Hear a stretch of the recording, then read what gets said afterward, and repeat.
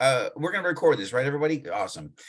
We don't want to miss a single word of this. Of course, I kid. I am really honored to be a part of the conversation. This is about the second or third time I've been asked to come back, which I think just says they just haven't gotten it yet. That I'm just not that good. But I'm so grateful to Julie and the team for the chance to come back and speak with you all.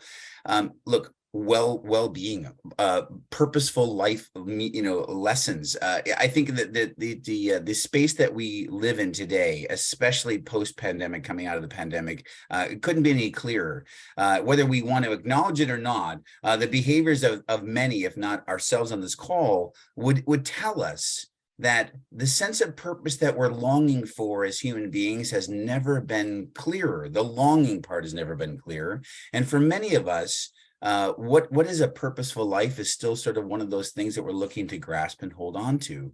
And so today we have a couple of strategies and skills that we want to sort of share with you. I'm going to share with you today from the perspective of what we think at Baird is a well-being package in a life that may be lived on purpose. So just really briefly, I'm very lucky. I feel very fortunate to work in a company like Baird who helps me create spaces like this, which I'm able to then share across the globe with our more than 5,000 associates. And so thinking about how we can, of course, give back and share this with all of you is really critically important to us. So look, this is a very interactive experience. I think of this as like my classroom, and so I'm super excited to be a part of the conversation with everyone. I welcome and value your thoughts, your input, and your questions, and certainly your comments and your connections. So please, I would welcome you to unmute at any point, interject, raise your hand virtually. We're going to use the chat box function a lot today, but I do want to hear your voice. I think it's a really critical piece of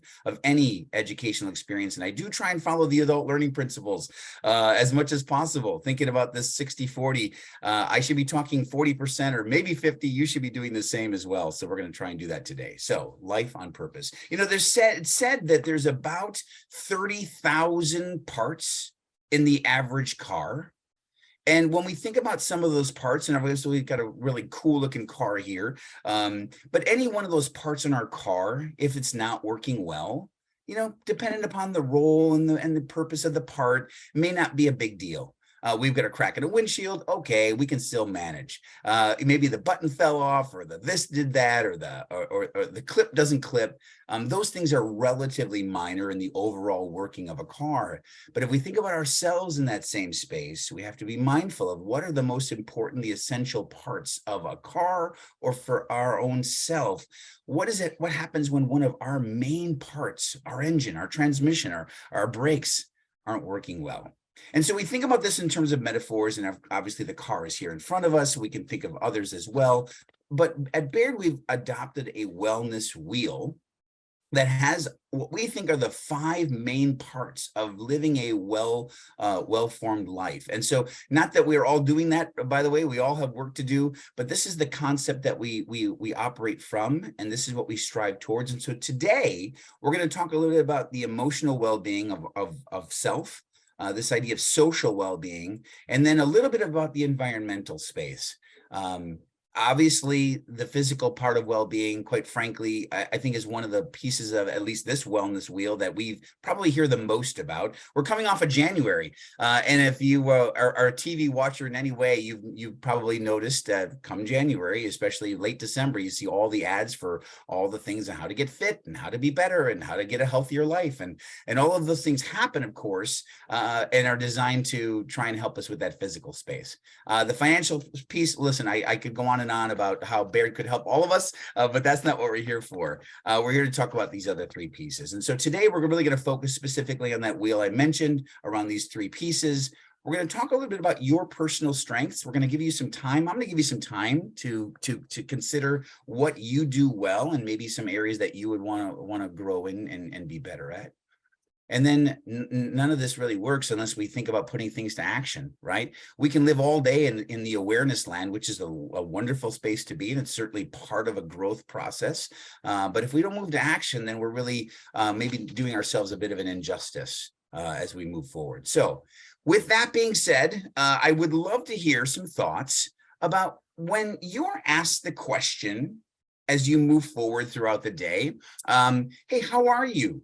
Maybe the question is, how have you been lately? What's new? What's going on? How do you typically respond? Unmute, put it in the chat box. Love to hear a thought. What do you respond to when someone says, hey, how have you been? What's new? This is the part where you talk.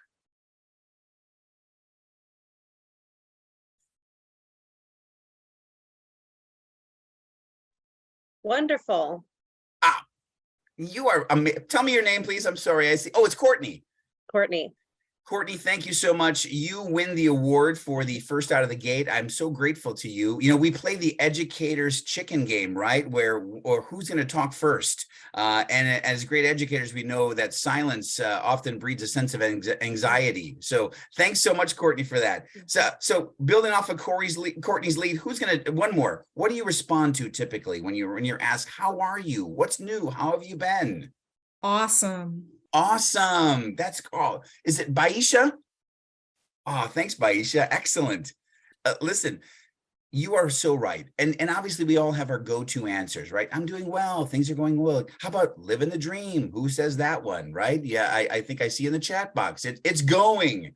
Sometimes depending on who I'm talking to. I love that answer. Pretty good. All's well. How are you? Excellent. Thanks so much for using the chat function. So you have a go-to. Okay.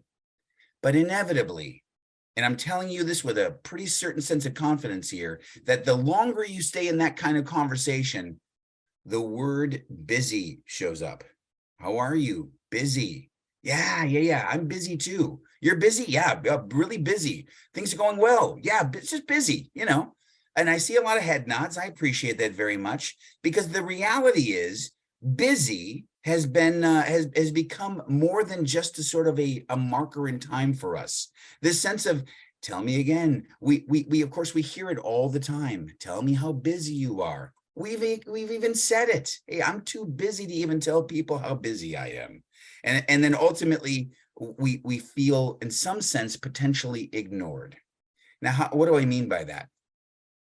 Inadvertently, by using just that one word, when it comes to social wellness, we're potentially discounting, we're putting barriers up, we're prohibiting a conversation point, perhaps inadvertently, by just telling people how busy we are.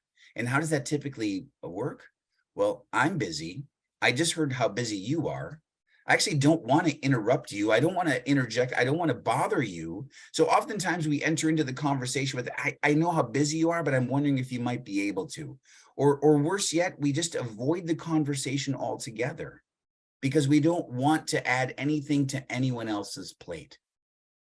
I'll tell you, I travel a lot for Baird, and I just got back last night. I was in Louisville, and I used to call it Louisville, by the way, but I was definitely, after my 9th visit to Louisville, I was told very clearly, it's not Louisville, Andy, it's Louisville. So I was in Louisville last night. I got home around midnight, but I met with a bunch of folks, a bunch of bankers, okay?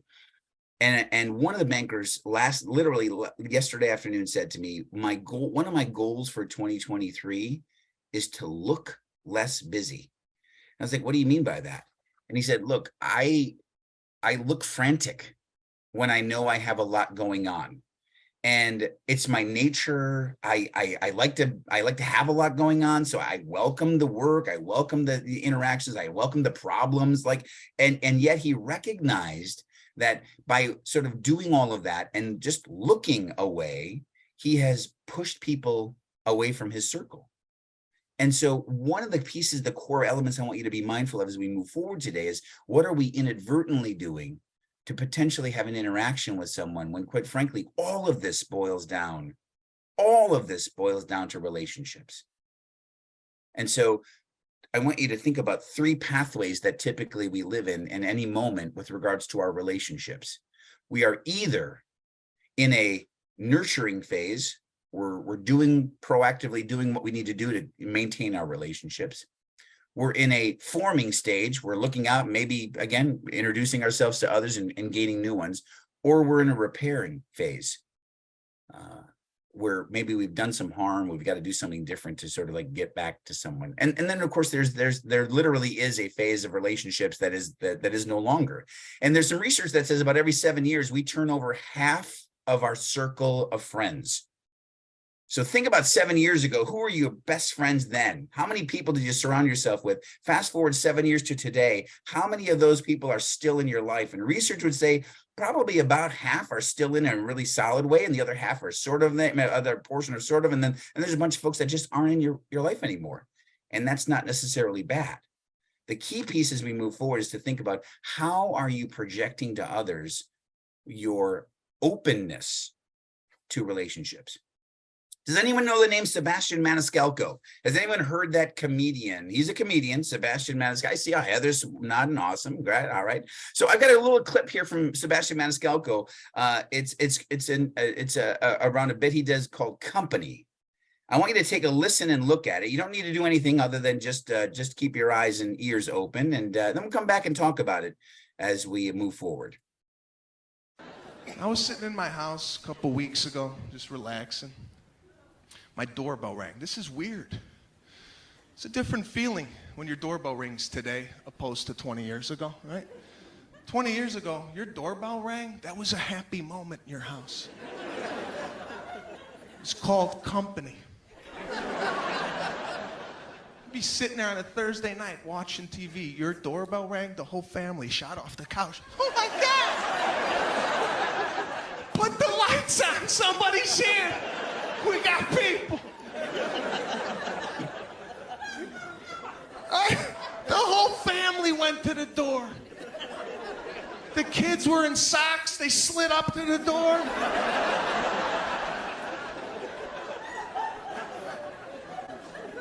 Nobody looked to see who it was. Right? You just opened up the door. You were like, oh my God, look at that.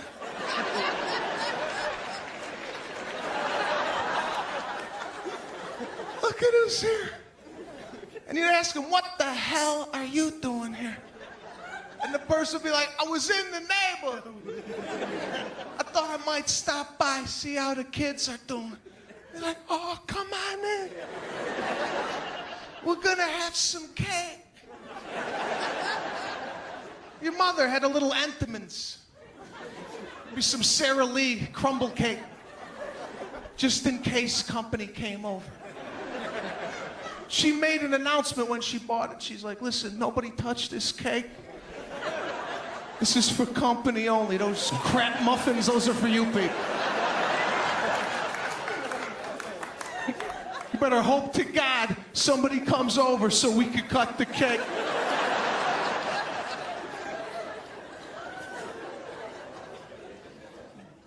She put her cake in the middle of the table, proud of it. Right? She put it right in the middle. Cut yourself a slice. Want a cup of coffee? We're gonna do want some Sanka? Yeah, that's old school. A lot of the young kids are looking at me like, what is that, an iPhone app? What the hell is Sanka? Your mother had a tin, brown and orange tin of Sanka, ready to go just in case the company. She put a big pot on the table. Go ahead.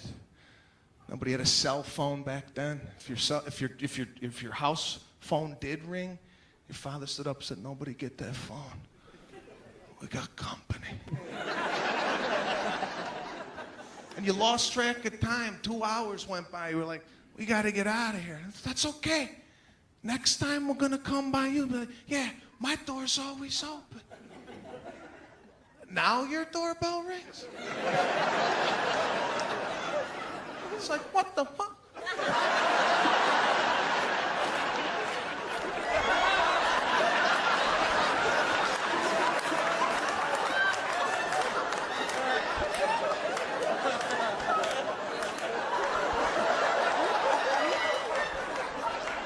All right, your own mother's crawling across the kitchen floor. Get down, my army crawl. Army crawl, get in the closet. Go get the sword in the living room. Somebody get the sword underneath the couch in the living room. There's a sword. Okay, wow. So I think I saw a tremendous amount of smiles and head nods. Any reaction to that clip? Any thoughts? Had anyone seen that before?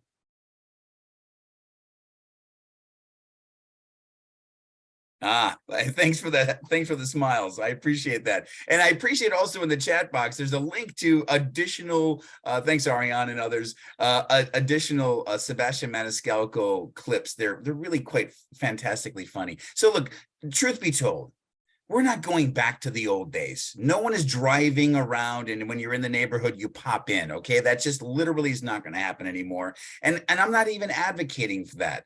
I do want to, however, highlight the difference to perhaps what life was for in many respects for folks then to what it is today. And not even the physical spot of perhaps even going to someone's house, but the emotional connections that occurred that aren't necessarily happening the way they did. Now, just because they're not the way they did doesn't make them bad. It does, however, make them different.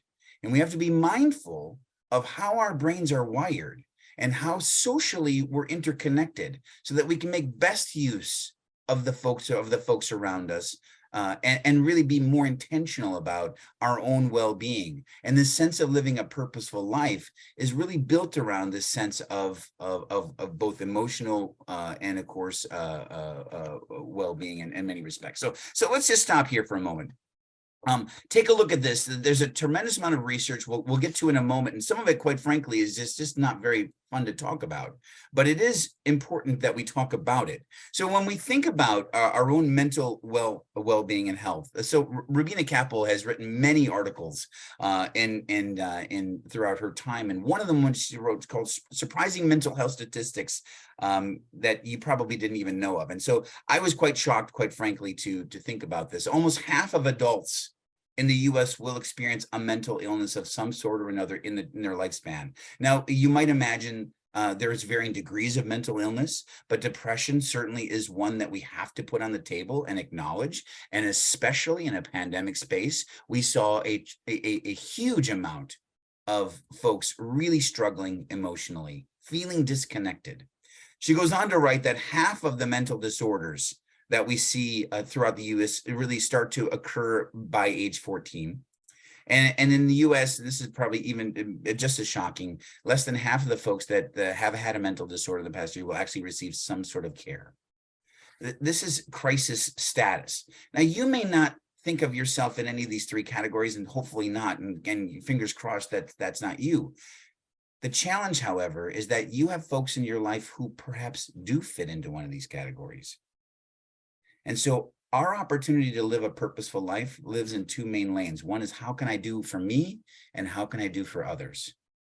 And you say, well, God, Andy, look, I wear my heart on my sleeve. I'm in a service space. I'm a servant leader in my role in my school. I give. And the answer I always says, yes, you do. And so grateful for that. And I know firsthand what it feels like to sort of like live this servant life.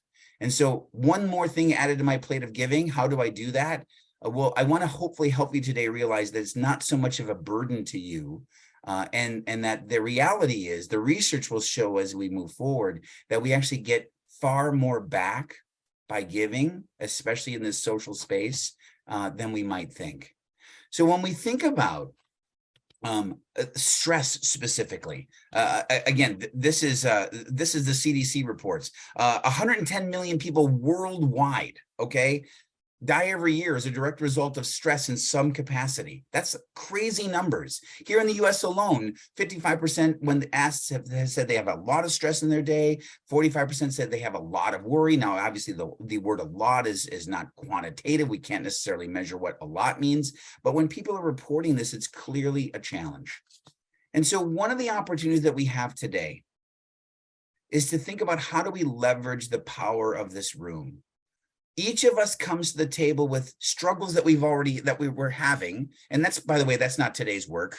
No one in the chat box is going to be asked to put your 10 biggest struggles. But I do challenge you to obviously to find someone in your life that you can share if you haven't done that with, and we'll actually talk more about that. But each of us has also come to the table with some strategies and skills that we need to hear, that we need to be able to leverage, not because I want to copy you, but because I want to hear from you and I want to be able to do maybe what you do in my own way. And so what I challenge us to do is this strategy called Leave 3, Take 2. So in the chat box, what I really need you to do is to, first of all, think about when you feel your best, when you're your most grounded, when you are either on the cusp of, or when you're even during the struggle, but you know you're going to right your ship in some sense. What is it? What is the thing that you do best, most? What is it for you that really brings you back to a centered space? So, for example, I can tell you that for some folks, it's watching, watching Bravo TV and maybe a glass of wine. Hey, nothing wrong with that. This is a no judgment zone. So if that's your thing, put that in the chat box. If it's yoga, put that in the chat box. What I really need you to do, and I think we all need each other to do, is to commit to leaving 3 things in the chat box that you do for you that we need to hear, so that perhaps there's something in that big, huge bucket of things that I can maybe take something from myself, that you can grab something from someone else in a best practice way that you can support us with. So are there questions about what I'm asking you to do? All right, I see it already. Thanks, Christy. And Ariane, watching 90 Day Fiance and lifting. Hey, look at that. By the way, you should know, Ariane has gotten super buff. She's lifted so many weights. She has actually a child in her that's also lifting weights. It's crazy how many weights she can lift now. I adore this. And just so you're clear, you don't have to write these down from the chat box. We're going to get you this. We'll go ahead and copy this chat function here, and we'll get you a copy of this so that that after the fact, you can grab a couple of these ideas. Reading, crafting, times with friends, exercise, go outside. Hey, this is really, really good. I appreciate that. And I want you to just if you can, after you've added yours, take a look and see as people are adding their own elements, what is it that maybe a thing or two that you can grab for yourself? I'm thumbing through, and I love the fact that I see some themes already arriving here. Okay, this is really good. Megan, hey, can I ask you to unmute Megan? I really want to hear more about coloring. Can you tell us more about that? Because I'm fascinated by that. Yeah, sure. I love to color. I have a lot of coloring books, like adult coloring books. Some of them are like scripture turned into pretty typography that I can color in. I also, my personal favorite is my giant, like poster size Harry Potter coloring book. So I have a 4-month-old, so I will put him on the mat for tummy time, and I will lay that on the ground next to him, and we will lay there and color while I listen to podcasts, and it's the best. It's my favorite part of the week. I love that. You know what? I think that's fascinating, and I'm considering that myself. For me, there's nothing better than when I step back and I'm an in the lines colorer. Are you an in the lines colorer, Megan? Are you I am. I'm not. Yeah, I'm not. I love to make things, but I'm not an artist. I don't have like my own. I don't have the vision. So I love that these artists have made the vision for me, and I'm just coloring it with my own colors. And yes, I'm definitely an in the lines kind of person. That's awesome. Thank you so much for that. I'm taking that away for sure. Excellent.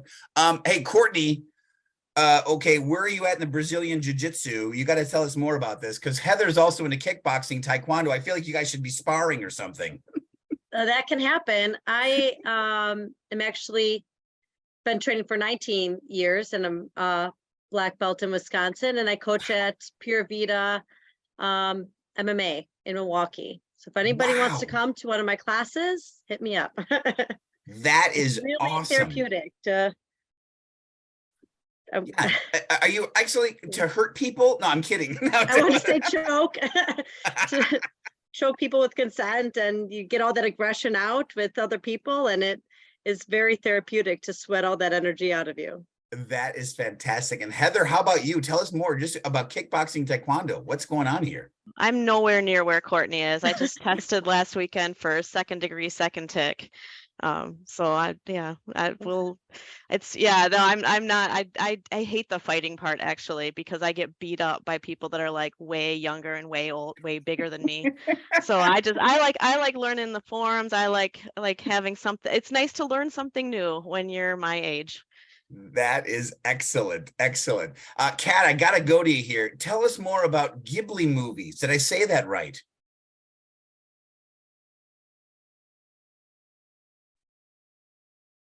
Well, maybe Kat step.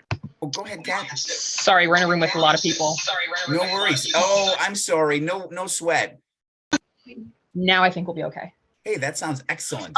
Okay, if no one's familiar with Ghibli movies, they're like anime Japanese movies. You can find them on HBO Max. They're really good. I watched them ever since I was a kid, so it's like the same vibe as someone said of like watching kids movies to relax.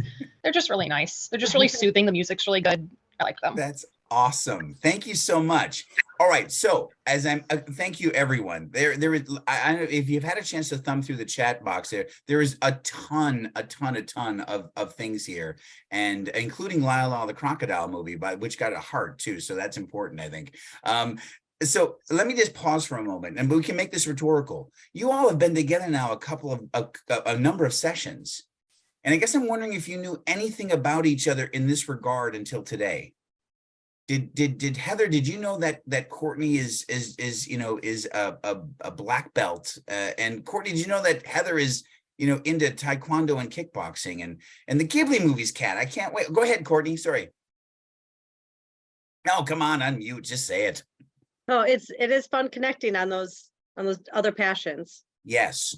Okay. So quick, just again, to be totally explicit about this and just name it, even though you're like, yeah, okay, we get it, Captain Obvious. But in education, we've got to be mindful about, we can't make the assumption that everyone's getting the message just because we think it, or just because we think there's a connection there. So it's a very explicit moment.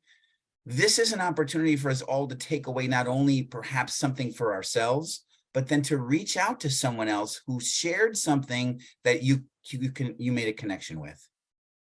The thing can be a binding agent between us, like whatever that thing is. And of course, that's why hobbies or for folks, their faith, or for some folks, it's it's a sport. It's the thing that binds us together. It brings like-minded people together. And through the like-minded experience, we get to know each other on another level.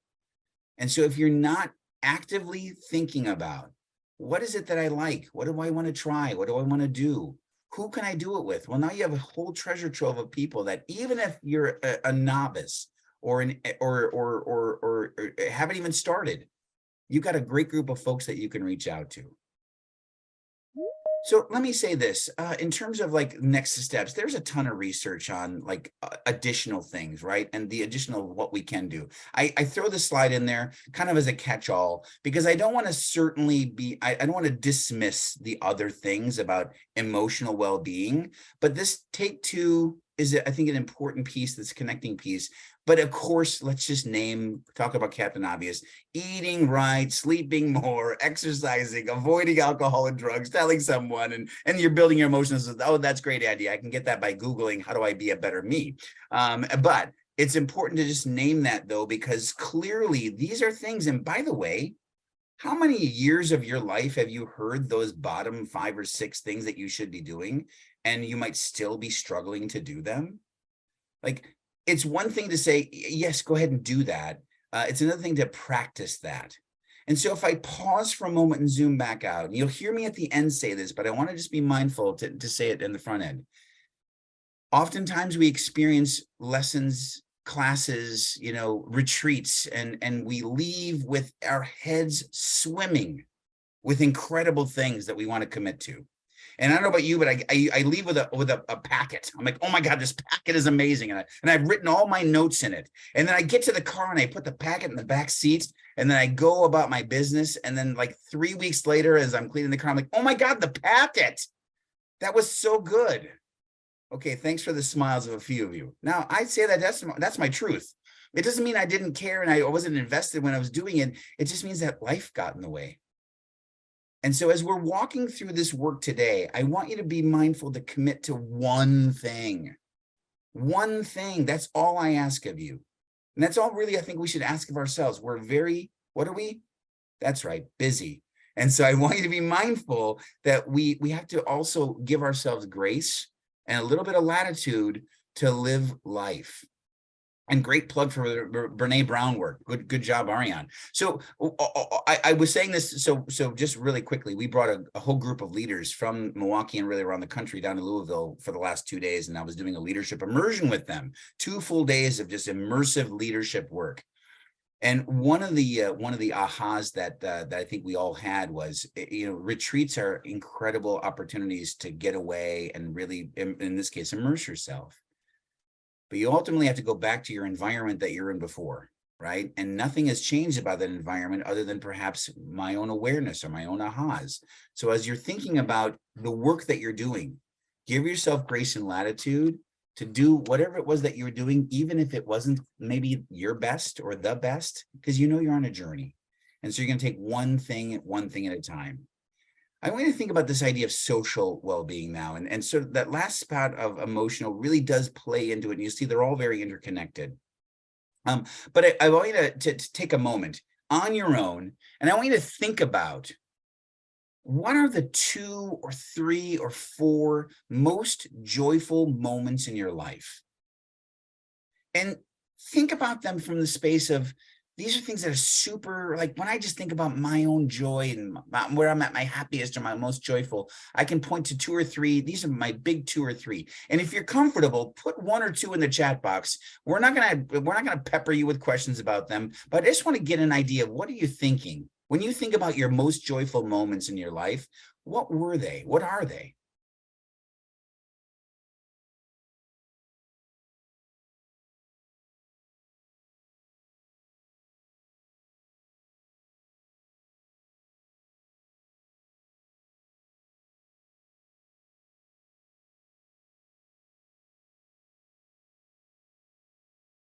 All right, after thinking this through, just pop a few in there. For some, it might be a wedding day. For some, it might be a specific birthday, perhaps. But whatever it is for you, I'd love to hear when you're at your best, or when you had those moments. What are those? Ah, yes, thanks. I love what I see here coming through.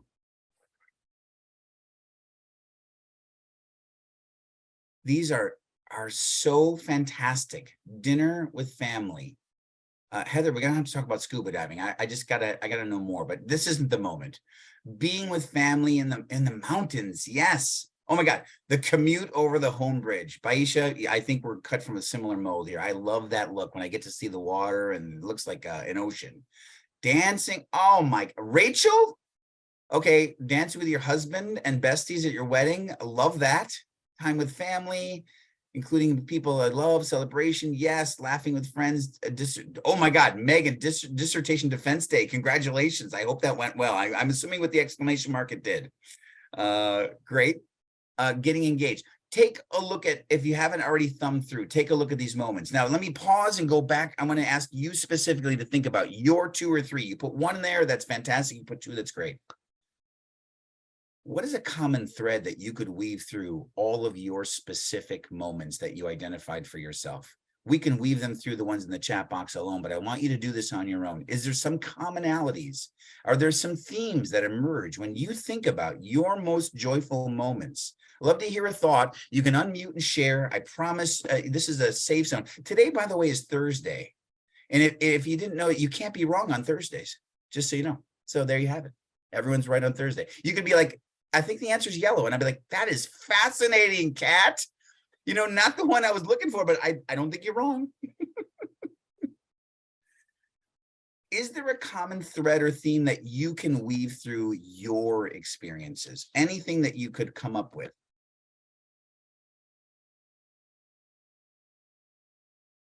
Well, let me ask you then, how many of your events included other people? How many of your events revolved around something that was relatively planned? How many of your events do you think, or moments, came as a result of complete spontaneity. Now, here's the challenge we have. Here's the opportunity we have to think this through, okay? For the most part, when human beings interact and joy comes out, this is really, let me be really clear. You can't calendar fun, okay? No one in the history of the universe has been able to put, we're going to have fun at 5:30 on Saturday evening. It's going to be great. But what you can do is you can calendar the space for joy to exist. That's a really important piece, I think, that we forget sometimes. If we're not proactively creating space for joy to show itself, to emerge, to exist, then we're missing the opportunities. And by the way, we can still have joyful moments. We can still have happiness. Happiness and joy are different. But there is an opportunity for us to consider, what is it going to take? And the vast majority of people's moments when they've been at their best have always involved others. And they've almost always involved some sort of planned, proactive experience. No one just has a baby, right? It takes a little work on the front end, and then it takes 9 months of work. So there's a little bit of work on both sides of that, right? No one just defends their dissertation. That took a tremendous amount of effort and work. No one just goes to the mountains with your family. You don't just automatically be like, hey, you know what? We could either go to Culver's or let's drive to the mountains today. Typically, especially if you live in Wisconsin, you got to plan for that. So again, the bottom line when it comes to this space, I want you to be mindful of is what level of planning of proactivity are you thinking through to create the space for joy to exist? Now, there's a connection piece, as I mentioned. So there is a professor of psychology at Pepperdine University. His name is Louis Cozolino. I just love saying that name, Cozolino. What a great name, right? He's done a ton of work around this notion of connectedness. And he says, of all the experiences that we need to survive and thrive, it's the experience of relating to others that is the most meaningful and important. Now, his work, by the way, cuts through all age groups. And so when you'll see some statistics in a moment. That was not a buffering issue. That was me.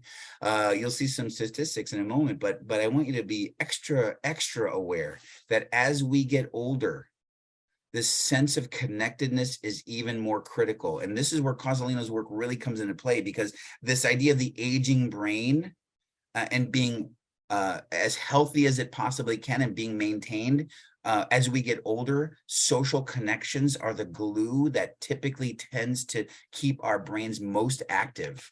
And so who are those folks in your life now? And if you think about folks around you, go back for a moment to some of that initial data I shared with you about mental health and mental illness. This may be a function of who's in your life today that you need to reach out to, because maybe they are struggling with some sense of isolation, loneliness. So take a look at some of this data, right? So SHRM, which is the Society for Human Resource Management, has done a ton of polling, and a couple of years ago they came up with an article called "All the Lonely People: Loneliness and Isolation in the Workplace." And really, quite frankly, at this point, almost a quarter of people that they polled said they were often felt lonely or isolated. 1 in 4 people. So we're just like a special group of folks. I'm so grateful to be a part of this experience today, but we could do the numbers just looking at all the folks in this line on this call or this class. And so there are people in your life, and maybe you don't identify with the 25% or 22 in this case, but you are surrounded by people who are saying, without saying it, that I don't feel connected. And maybe this is you. And so again, the fact of the matter is we have to be extra aware and mindful that social interaction and connection is part of living, and perhaps one of the most important parts of living a purposeful life.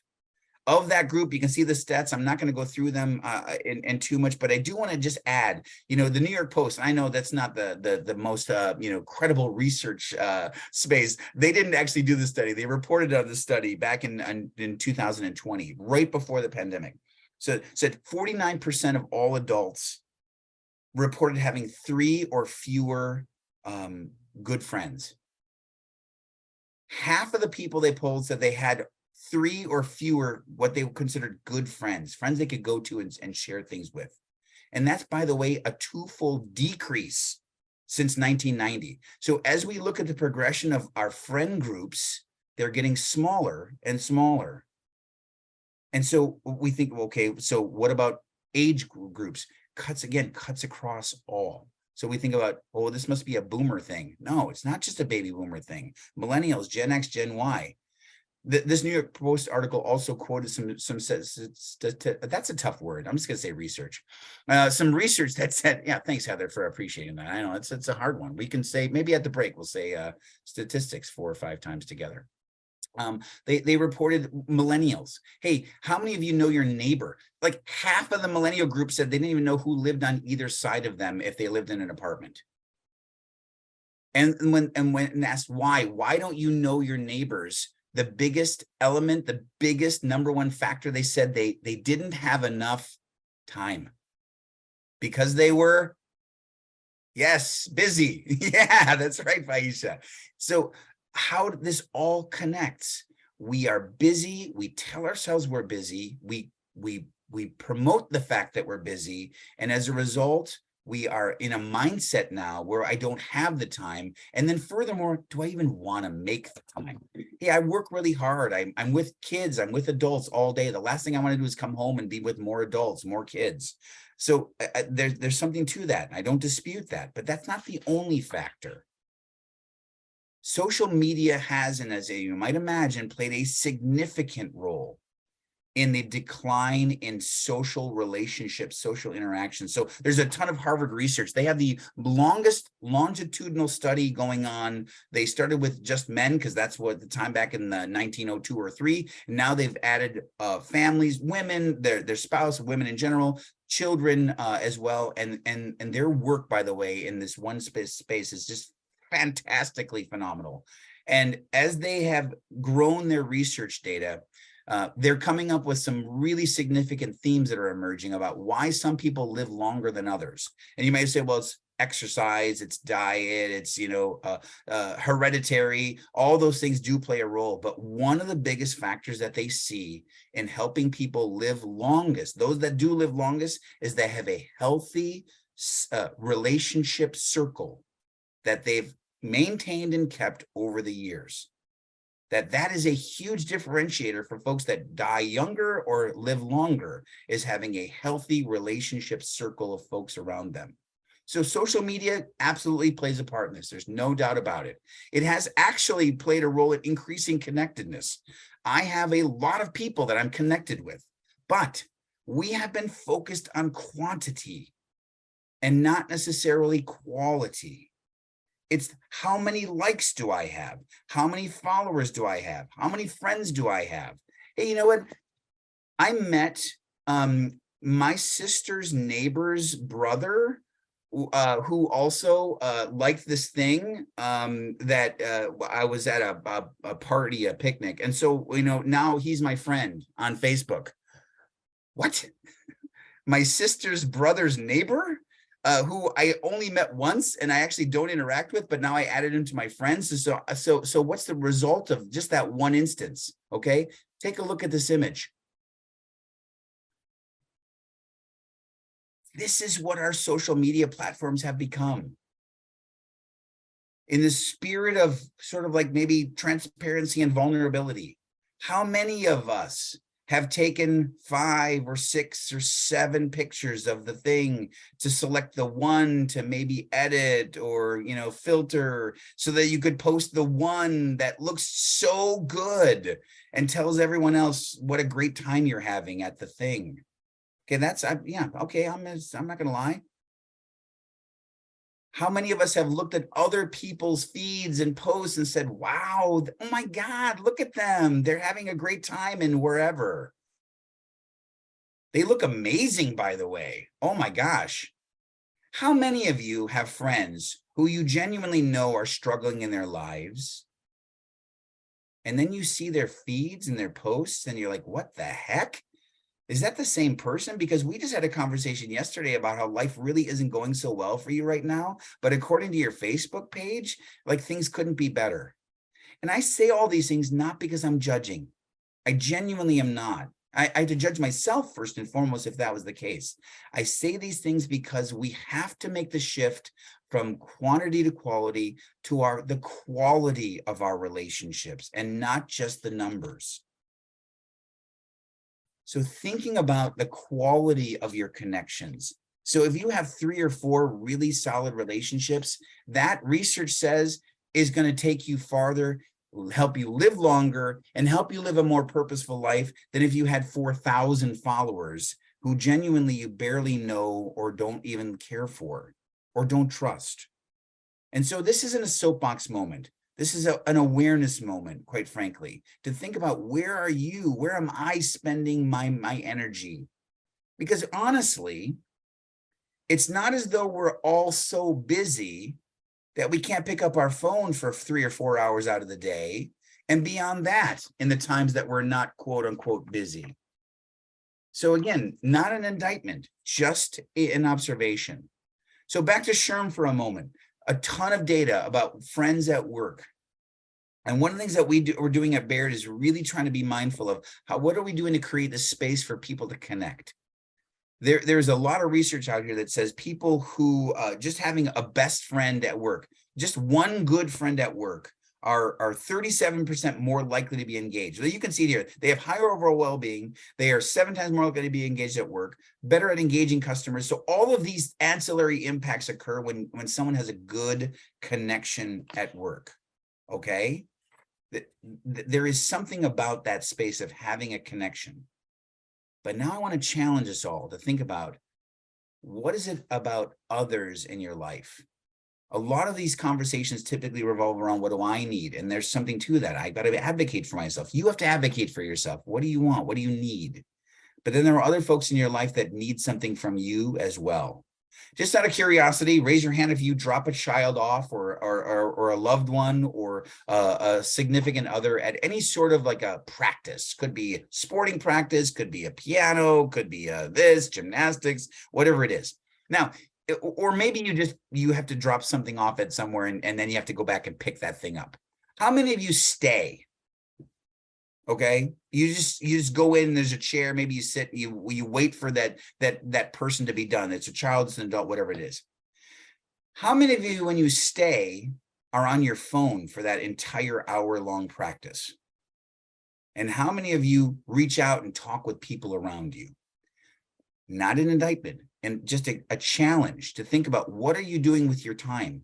And I recognize you say, well, it's my time, Andy. I just need to decompress. I need a moment to crush some candy. Okay, I get that. I do understand that. But I also want you to consider the missed opportunities and the lost cause, potential lost opportunities in not actually reaching out.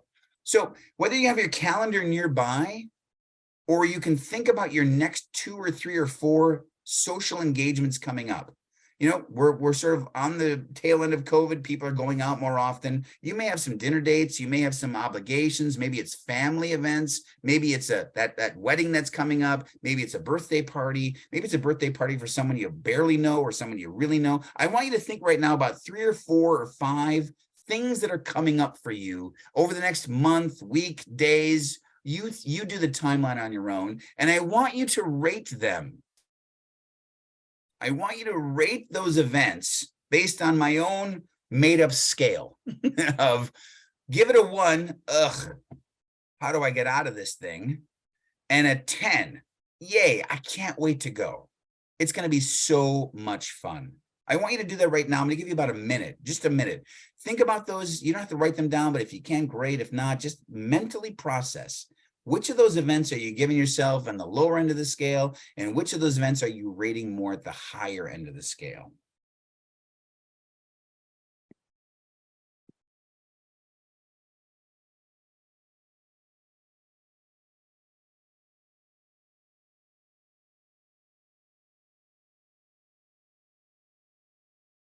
And thanks, Chris, for posting that SHRM article. Well done.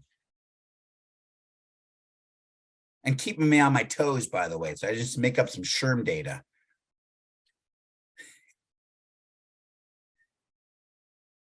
Okay, just out of curiosity, You can raise your hand, you can put it in the chat box, you can unmute and share if you're comfortable and confident. But I'd love to hear, does anyone have any social engagements coming up that you have put in the sort of like the 1, 2, 3, or 4 space? Anyone here?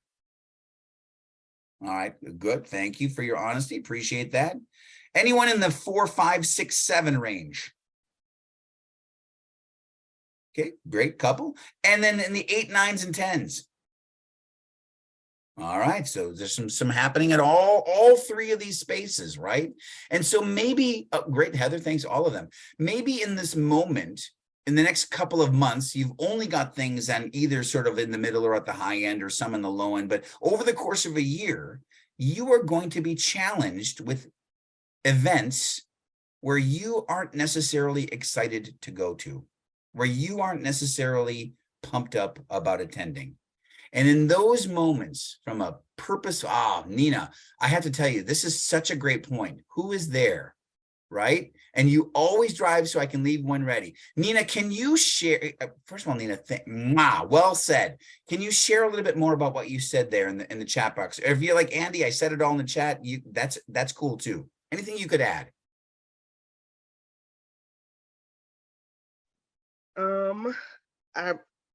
Well, nope, that's pretty much me. I'm on the scale. It depends. Like I can be at the 1 or the 10. Yes. And yeah, I always drive I don't care how far it is, I will drive myself. Yep. And be ready to go. And if you don't want to leave when I leave, you can't come with me. So that's how I feel about going places. Nina, I got to tell you, I'm a pretty outgoing human, and Ariane's a pretty outgoing human, and we're on the similar scale of like extrovertedness. I know it's not a word, I just made that up. But even I have moments where I'm like, okay, like I made the rounds, I hit the table, the hors d'oeuvres, I got the thing, I got the cheese dip. Let's get out of here. Ariane, by the way, is a much different threshold. Like she can stay way longer at events. Our thresholds are individualized, right? But here is the strategy that I want you to consider for purposeful life living. Okay, so what can we do about this? You're gonna be like, eye roll. Don't eye roll. Just give it a moment. We can do something called reframing your ones. I want you to think in those moments when you're in the lower end of those scales on events. I want you to think about, why do I not want to go? And oftentimes it's because of a me thing. And I want you to reframe that. There is someone at that event that can't wait to see you. There is someone there that is just hoping that you're going to walk through the door. And I want you to think that if you reframe your ones to think less about me and more of someone else, you are actually acting in a way from a social well-being perspective, that in that act of giving and in that sense of like, okay, you know what? I don't even know who it is. Maybe you do, but I'm going to go and be my best self, because we don't even know who we're impacting and the kind of joy that we're actually providing for others by being there, even if it's not the highest priority for you. And I understand that feels like a sacrifice. I get that.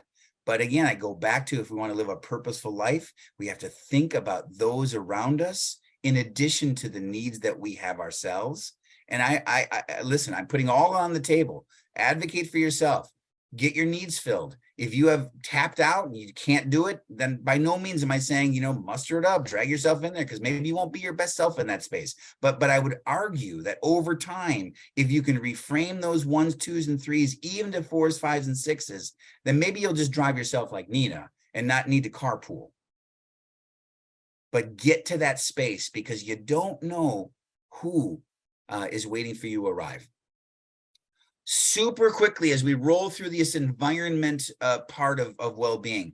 Look, the Global Wellness Institute, it's a thing, believe it or not, tons of research. The wellness industry alone, we're talking about just things like, spas and things, $135 billion a year.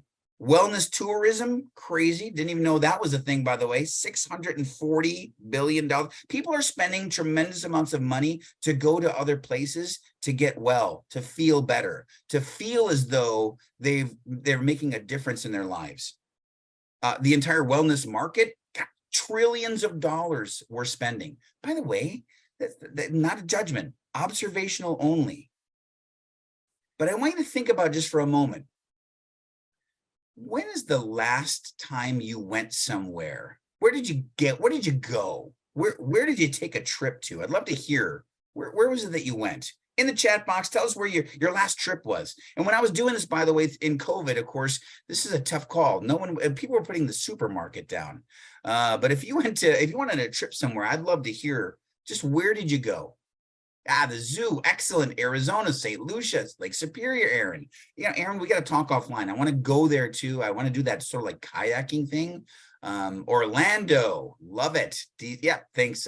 Good call on that. Orlando, the cabin, South Carolina.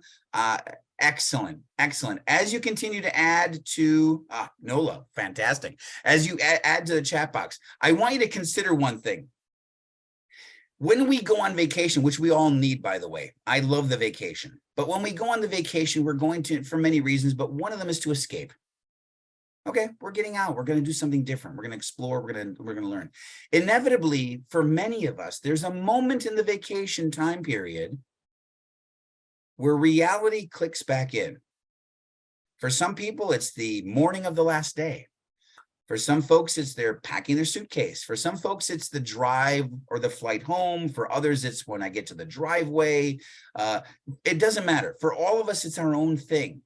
And the point, of course, of this is go on vacation to explore, to certainly to get away. But we have to be mindful that we're not really getting away. We're coming back to the very same experience that we left a week, a day, a month ago. And as long as we're aware of that, then we take off the table the sense that I'm going to go somewhere to get better. Because going somewhere to feel better is a temporary experience. Take a quick peek at this clip from Shawn Achor. Shawn Achor is I'm going to real quick. Shawn Achor has one of the biggest TED Talks in the history of TED. Great book called The Happiness Advantage. Take a look at this super quick. The reason this graph is important to me is when I turn on the news, it seems like the majority of the information is not positive. In fact, it's negative. Most of it's about murder, corruption, diseases, natural disasters, and very quickly, my brain starts to think that's the accurate ratio of negative to positive in the world. What that's doing is creating something called the medical school syndrome, which if you know people who have been to medical school during the first year of medical training, as you read through a list of all the symptoms and diseases that could happen, suddenly you realize you have all of them. I have a brother-in-law named Bobo, which is a whole nother story. Bobo married Amy the unicorn. Bobo called me on the phone from Yale Medical School. And Bobo said, "Shawn, I have leprosy." Which even at Yale is extraordinarily rare. But I had no idea how to console poor Bobo because he had just gotten over an entire week of menopause. See, what we're finding is it's not necessarily the reality that shapes us, but the lens through which your brain views the world that shapes your reality. And if we can change the lens, not only can we change your happiness, we can change every single educational and business outcome at the same time. Okay, super quick clip. This is a fantastic TED Talk. If you haven't seen or heard about Shawn Achor, this is a few years ago. He's a psychologist who studies positive psychology. And as I said, Chris, well done. This is fantastic. I love having the research and the links just posted right away. Great call. Take a look at this at your own time, but I want to highlight a few things he said relative to what we're talking about with the environment. He said, what we're finding is not necessarily the reality that shapes us. It's the lens through which we see the reality that shapes us. And if we can change the lens, right, we can change the level of happiness that we experience. He goes on to say that only 10% of our long-term happiness is predicted by the external world. 90% is thus how our brain processes the external world. We cannot change enough the world around us to be happy. We have to work towards changing the way we see the world, changing our lens. And so how do we do that? Well, specifically from the book and other research, there is a way to do that. So one of the things that you can make small changes around is this idea of gratitude. The research says if you can demonstrate 3 3 solid pieces of gratitude every single day over 21 days. What are you most thankful for? What are you appreciative of? What are you doing to actually to demonstrate gratitude and appreciation? 3 gratitudes every day over 21 days helps to change the way that our brains think about what we're looking for in the way of happiness or good things. Journaling, not just thinking about them, but writing them down. In addition, of course, exercise. We can't get anywhere without exercise. By the way, did you see the research yesterday? I think they came out 11 minutes a day. All we need now is 11 minutes a day, and our heart's going to be much healthier than it was before. So again, take time off the table. Meditation, our way of actually helping our brain slow down and recognize with much more clarity what's happening around us. And finally, how does this all connect back? Random, let me get back to it. Random acts of kindness. Not just holding the door for someone. And by the way, we know about more than anyone in the education space, we are so lucky to have, and I say this with all sincerity, lucky to be surrounded by children for the most part, some adults, but most adults, but children in particular, to be able to guide and shape and really be a part of their lives. So let me say this, you're doing acts of kindness every day. How do you up your game in that space? How can you do one more thing? And quite honestly, the amount of gratitude you receive back is doubled or tripled from what you give. In the last time that we have, is it a minute extra? Okay, Ariane, I just want to make sure. Okay, great. In the last minute or two, I want to share with you, as I was teaching 5th grade on 14th and Lloyd Street at what was then Lloyd Street School. I became a multi-college prep leader, which I became the principal of, weirdly enough. But my principal came to me and came to the whole staff and said, hey, everyone, there's a visiting professor from India. He is a Jesuit priest who's studying mathematics, and he needs to just observe a classroom. And, everyone's busy, even then. And so, but I said, I'd be happy to have, Father come and visit my classroom. Now, I was in a multi-public school. Father Andrew came in and he observed. We got this great relationship started. And one day after school, he stayed late. One day after school, we were just talking. And I said, Father, this is so hard. I feel like I'm on an island. I don't get any feedback. Like, my principal's great, but she comes in once a year and I dust off my great lesson, and then I just do the lesson for her. And then that sort of becomes my year-end evaluation. And I just don't feel like I have much appreciation. And he, this is a Jesuit priest. He looked at me and said, Andy, you're acting like a fool. I said, what are you talking about? He said, listen, I've been in your class 5 weeks, okay? I watch how the children react to you. I watch them smile at you. I watch them give you hugs. He said, if you don't recognize that as feedback, then you are a fool. They don't have to do those things to you, and yet they do. And it was this moment for me that in terms of gratitude and appreciation, I was looking at all the wrong things. And I was looking for maybe even some of the wrong people. Didn't mean that I don't want my principal to be happy with me or be pleased with me. But man, I got to be honest with you. When I first started, I'd stay extra late just so I could kind of like walk by her office on the way out. I wasn't even doing anything in my room. I just wanted her to recognize me and like make her proud of me. And I was missing all of the signals that probably mattered even more than her giving me a good job, from the 10 and 11-year-olds who were saying, wow, Mr. Vetrano, you're great. You're great from a 10-year-old? Man, that's gold. So again, not from a soapbox perspective, but from my own awareness, that was something that moved me in a way that I still think about today. And I don't take any smile for granted. And I smile at others. And so be mindful of what are you doing and projecting outward, and what are you looking when you receive? What are you looking to receive?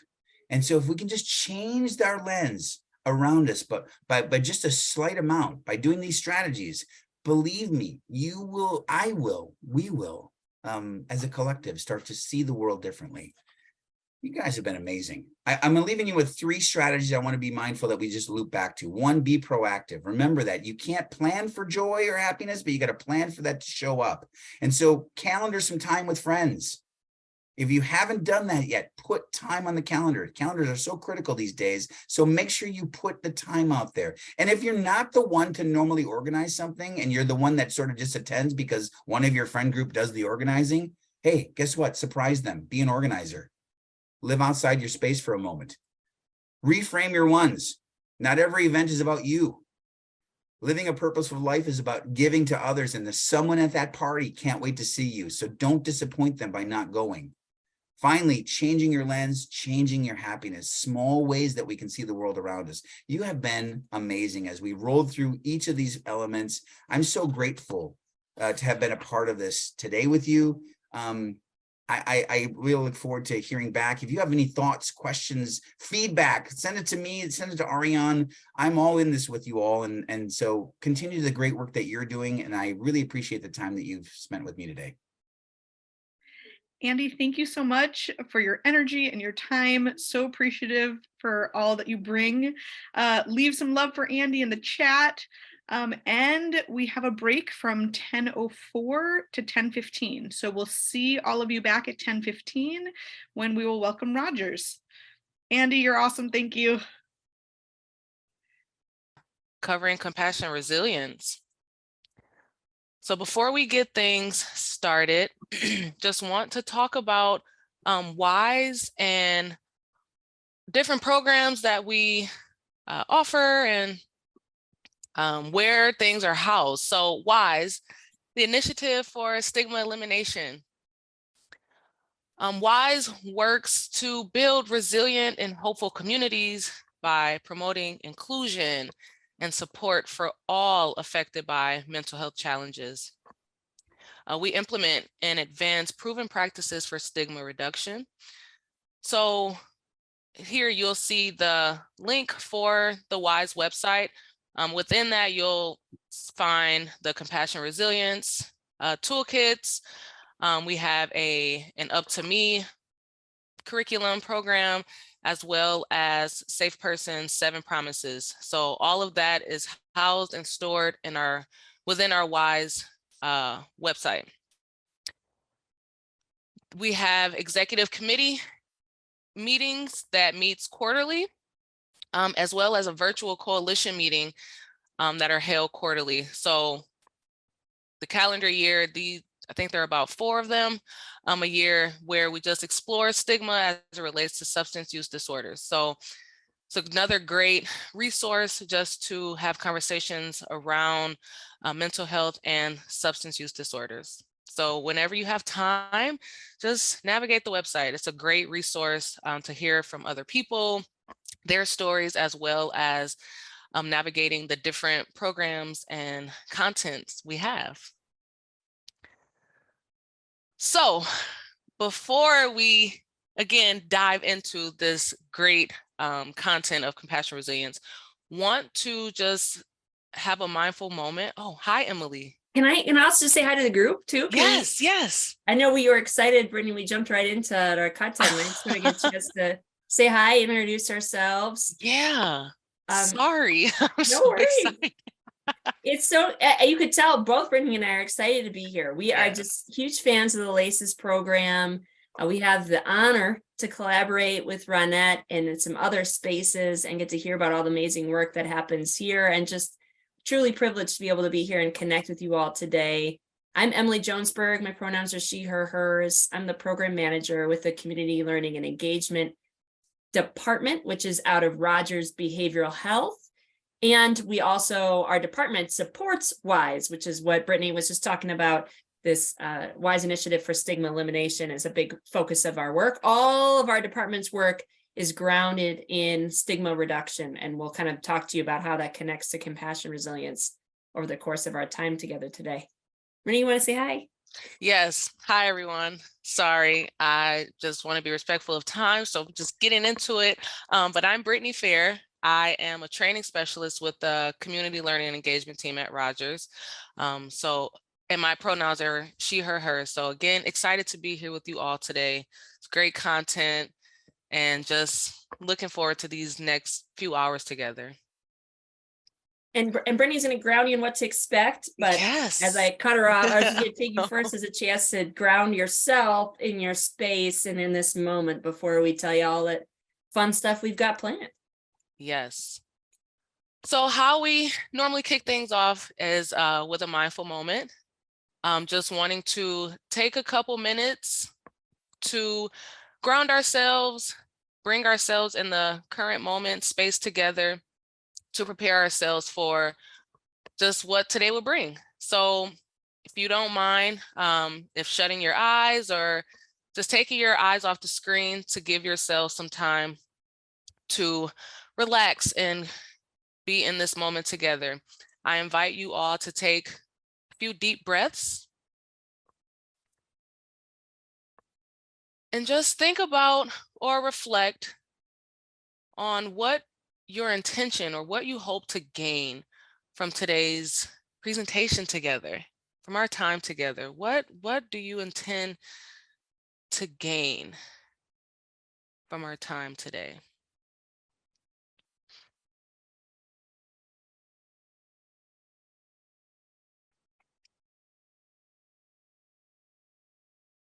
Just allow yourself to rid any negative thoughts, feelings, and be as present as you can in this moment.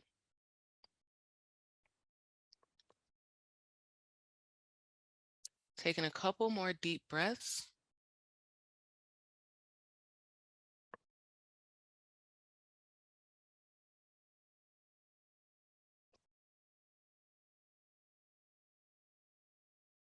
I invite you all back into the space together. Thank you for allowing us to just have a mindful moment to start our day. All right. So now getting into the content, some of our goals for today, just looking to build your capacity to shape the ongoing evolution. I know in schools it's ever changing. So just looking to shape that ongoing evolution of compassionate and resilient schools. Exploring leadership and staff practices that establish and maintain consistently compassionate cultures. That's huge. I know classroom dynamics, staff, colleagues, all of that looks different. So just wanting to help to maintain consistent compassionate cultures. And lastly, mobilize curiosity to continue these important discussions about staff culture and wellness, compassion fatigue, and resilience in the context of creating a caring community of adults. So all that you've just heard for the goals, Emily and I will be sure to explain and explore just a little bit how all of this ties into the toolkit and also how to carry it out in your school cultures. And get ready for an interactive experience, because as you may have heard, some of the behind the scenes chat before we kicked off, we do have 2 breakout opportunities. There's going to be chances for you to unmute and share, put your thoughts into chat. So we definitely want your voices throughout this and your wisdom in the environment. So thank you in advance for partnering alongside us. Yeah. All right. So before we dive in a little bit more, just want to acknowledge the wisdom of the toolkit. So understanding that many of the concepts, symbols, approaches of the toolkits are cross-cultural. You'll hear toolkits because there are 3 of them. And we have a schools, a human health services, and also a parent and caregiver toolkit.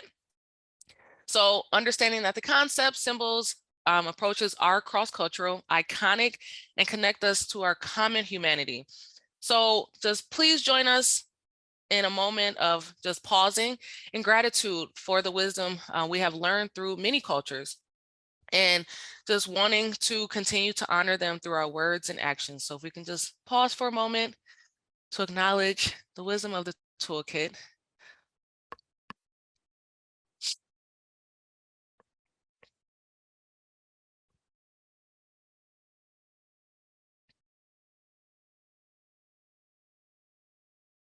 Thank you for that time.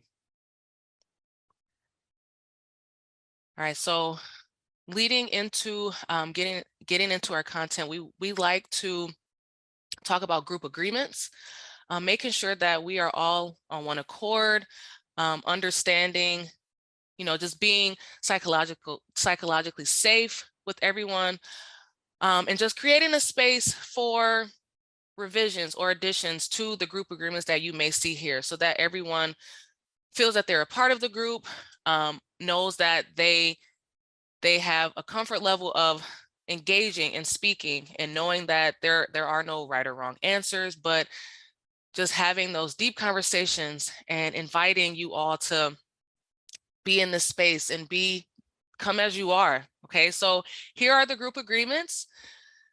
Doing our best to be mentally present, listening to understand, not to respond. What is shared here stays here. And approach each other with grace. So I know, as Emily stated, that we will be in breakout groups a few times today. That third agreement, what is shared here stays here. We really hit on confidentiality, as they are smaller groups, understanding that, depending on the questions that the group may have, you may have a vulnerable time, or you may be resistant or feel uncomfortable about sharing. We want you to feel comfortable and understand that whatever is said there stays there. Okay, so with the group agreements that you see, are we good to go with these? Do you feel that there may be any revisions that are needed or any additions, just to make sure that we all feel safe and comfortable with moving on through the day? I see a thumbs up. Good to go. Good. All right. And know that if anything comes up or you think of something along the day, please feel free to chime in, throw a hand up, put it in the chat. We want to be sure to acknowledge everyone's thoughts and comments. All right. Okay. Emily. Thank you, Brittany. So I just want to emphasize again, as I take over my part, my excitement to be with you all. While I'm at Rogers, I've been at Rogers about 3.5 years. Prior to that, I was in the school systems, though always I was employed through a nonprofit embedded in the school buildings for about 5 years, combination of clinical work, wraparound services for a caseload of high school youth that were struggling, and then social emotional learning work with middle school students. I have just utmost respect and appreciation for our folks in education. Such tough jobs, such important jobs. So it is always such a pleasure to be able to be in the same space with you all and collaborate and learn and grow together, which is very much what we're all about here with the Compassion Resilience Toolkit. Brittany and I are bringing some concepts, none of which will probably be brand new to you, but really just a chance to resurface some important pieces.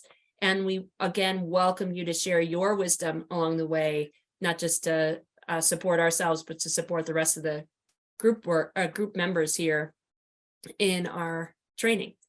So this first part is just I'm going to kind of walk us through a couple foundational pieces. And I thought it'd be fun first to start with why even talk about compassion in the workspace environment, which is going to be our primary focus. And I should say, when we look at the toolkits, a big resource, as you'll see as you start to poke around on the website, Brittany and I are just going to give you like a really small appetizer version of it. And if you've got any experience with the Compassion Resilience Toolkit before, I ask you just to engage in this in a way that in this very moment, because I find from day to day, my needs from the toolkit are different, my insights are different, just given whatever else is going on in my context of my world. And I know, February, March in schools is usually kind of a tough time. So this stuff may hit you a little bit differently than maybe other times you've heard it. But I'd love to hear some voices, if you wouldn't mind unmuting and sharing with the group, why do this work? Why do we talk about and spend time looking at creating a compassionate culture in the workplace environment?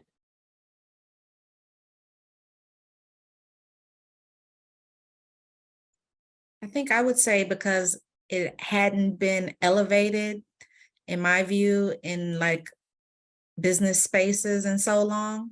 So to see it elevated for children that are bringing up the new generation, it feels important to do this work so we don't have broken adults going into retirement and future generations. Yeah, some of that prevention-based stuff, right? Like, let's help now so that hopefully we have a healthier community moving forward. Thank you for sharing. And is it Beja? Did I get that correct? Thank you, Beja.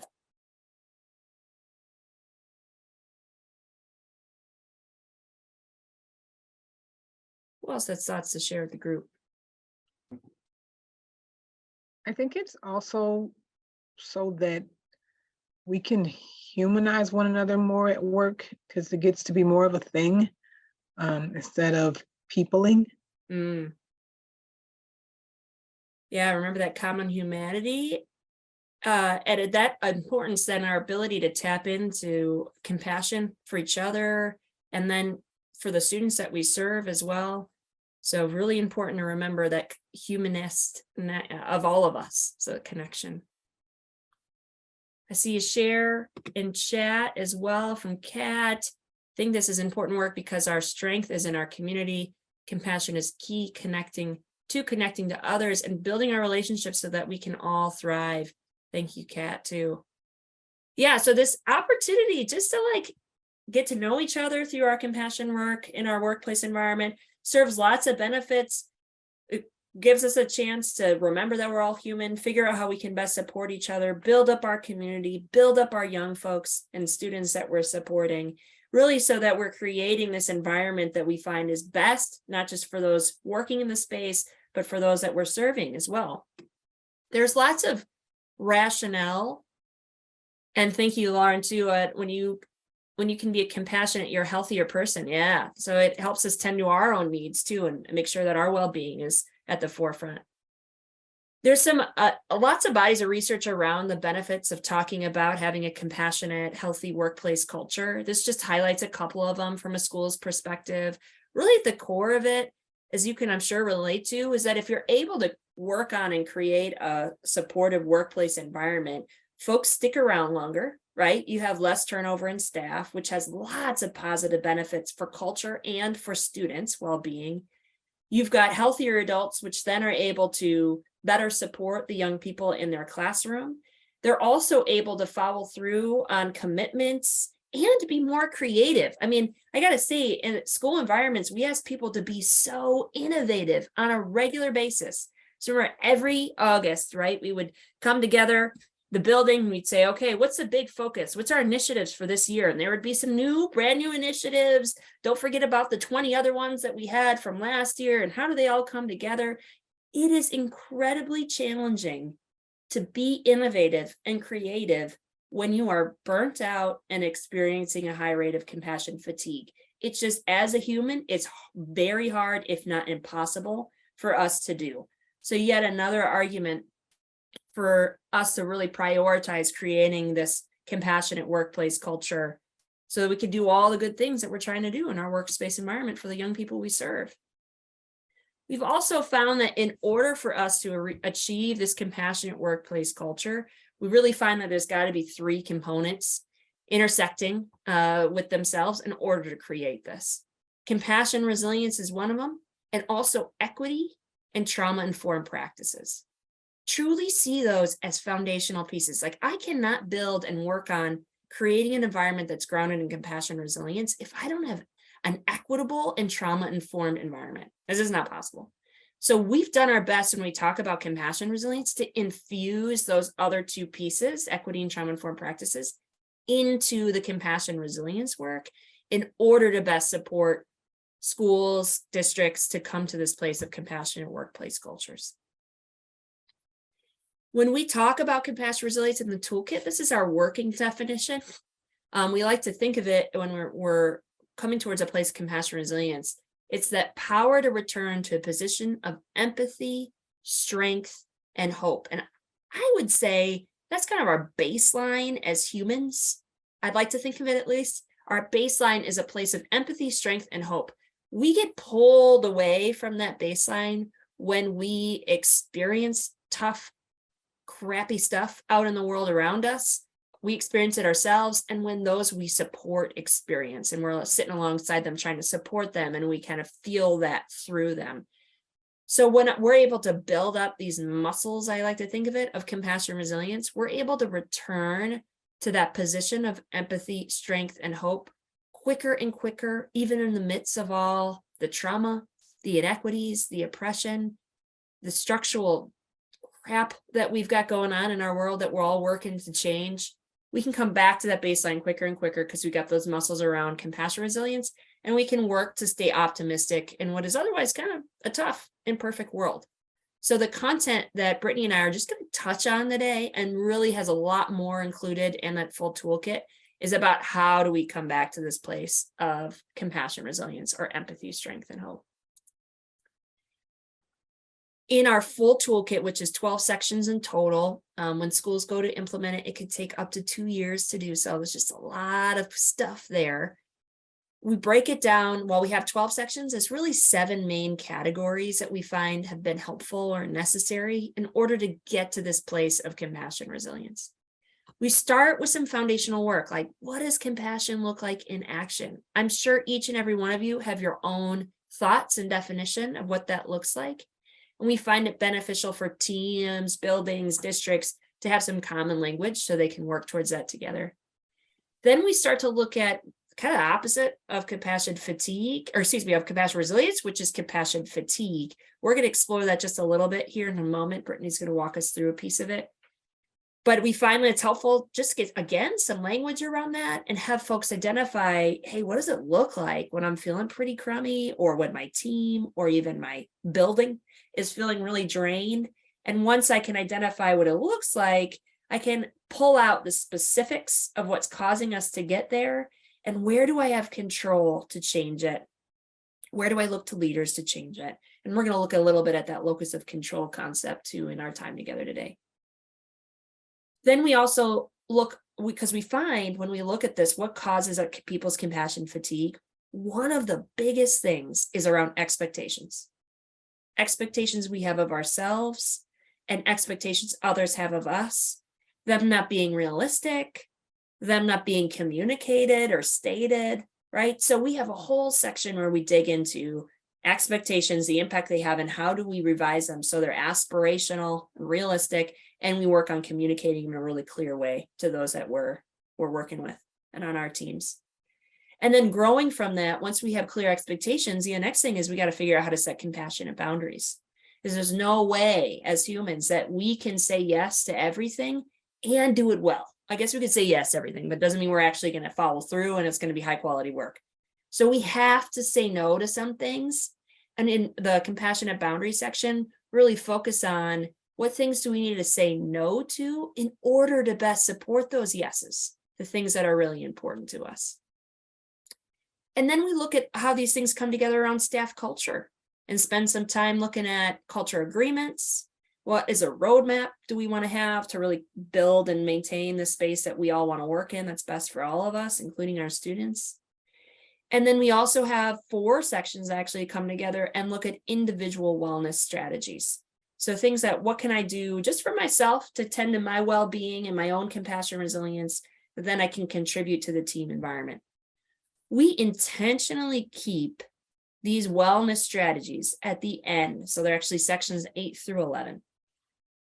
We keep them at the end of the toolkit because we find it is incredibly important, just as, if not more important, for teams and systems, districts, buildings, organizations to take ownership of what they can do to build a compassion, resilience, or a culture of compassion, resilience. If oftentimes in our society, we put so much emphasis on just the individual, the one person, and that one person could be eating their salad, going for walks, practicing meditation, right? And they could still be showing up to a building that has unrealistic expectations, high rates of secondary trauma, huge amounts of students they're supposed to be supporting, right? Not enough supervision. And they could be feeling pretty crappy by the end of the day, certainly by the end of a semester, even though they've been doing all those individual practices. So we really emphasize in this toolkit the importance of having the team and the system approach around compassion resilience in order to support the individuals in creating and maintaining their own compassion resilience. So those, a couple of things I've already mentioned in regards to foundation, that piece around system, team, and individual lens, and also the importance of equity and trauma-informed practices. We also have another foundational piece in there, and it's in the appendix if you're interested in learning more about it. I guarantee many of you have heard of Dr. Ross Green. He does work around behavior and particularly looking at student behavior, but applies to human behavior in general. And we find this really important with compassion resilience too. So he kind of talks about two schools of thought when it comes to behavior. If somebody's not meeting an expectation, say, it could be, one school of thought is they're not doing it because they just don't care enough. They're just not trying hard enough. If they just tried harder, they would do it. Right? Anyone felt that way? I could say in the school environments, I've been there. I've definitely felt that way about students, right? The other school of thought is they're not meeting the expectation because they don't have the skills they need in order to meet it. And or they may have some barriers in the way that is preventing them from reaching that and obtaining that expectation. We find in the compassion resilience work, it's more effective if we take the second school of thought, that it's folks aren't able to achieve this place of balance and compassion resilience more often because of lack of skills or because of large barriers that are in their way, and that we can provide those skills, unearth those barriers, escalate them up, and discover what can we do to eliminate them or minimize them at least. And that's going to be a lot more effective and fulfilling for us than for us to sit on the sidelines and be like, you're just not trying hard enough. You got to try harder, right? That doesn't fuel anybody, and oftentimes it's just not accurate. So we really use that as a foundational piece. If you'd like to learn more about that work, as I mentioned, there's a whole PowerPoint presentation around it in the appendix. You feel free to use with your staff. And then we also see this toolkit as social emotional learning for adults. We're doing so much in our school environments for young folks, for students around social emotional learning, which is amazing. And as somebody who used to implement that in school environments, I'd walk into classrooms, I'd need teacher supports, and the teachers were like, yeah, I'm still working on that myself. That social emotional learning skill. I'd be like, yeah, me too, right? We need the support as well. So this is kind of helps fill that void. All of this content that I've been talking about, you can find on compassionresilienceToolkit.org, or also the link that Brittany just popped into chat. Actually, the compassionresilienceToolkit.org reroutes to the one that Brittany popped in. It's on our eliminatestigma.org website. It's all free. You are asked after the third click on a resource to create an account. It's so that we can keep track of who's using it. And when we make big changes, we send out an email, but it remains free. And I just want to emphasize, hopefully you picked this up from my share already, but the work that we're doing in this is not just about those who are super burnt out and stressed, not at all. It's really something all of us can benefit from. So I highly recommend you take some time to explore it. And we're going to show you a few more pieces of it. And then we'll talk before we end out today too about additional opportunities if we've kind of sparked some interest and you're like, all right, I want to learn some more. So a little bit of the background. I'm going to turn it over to Brittany just to tell you about that first chunk and dig into the first activity we want to share with you today. All right, so the first chunk of the toolkit,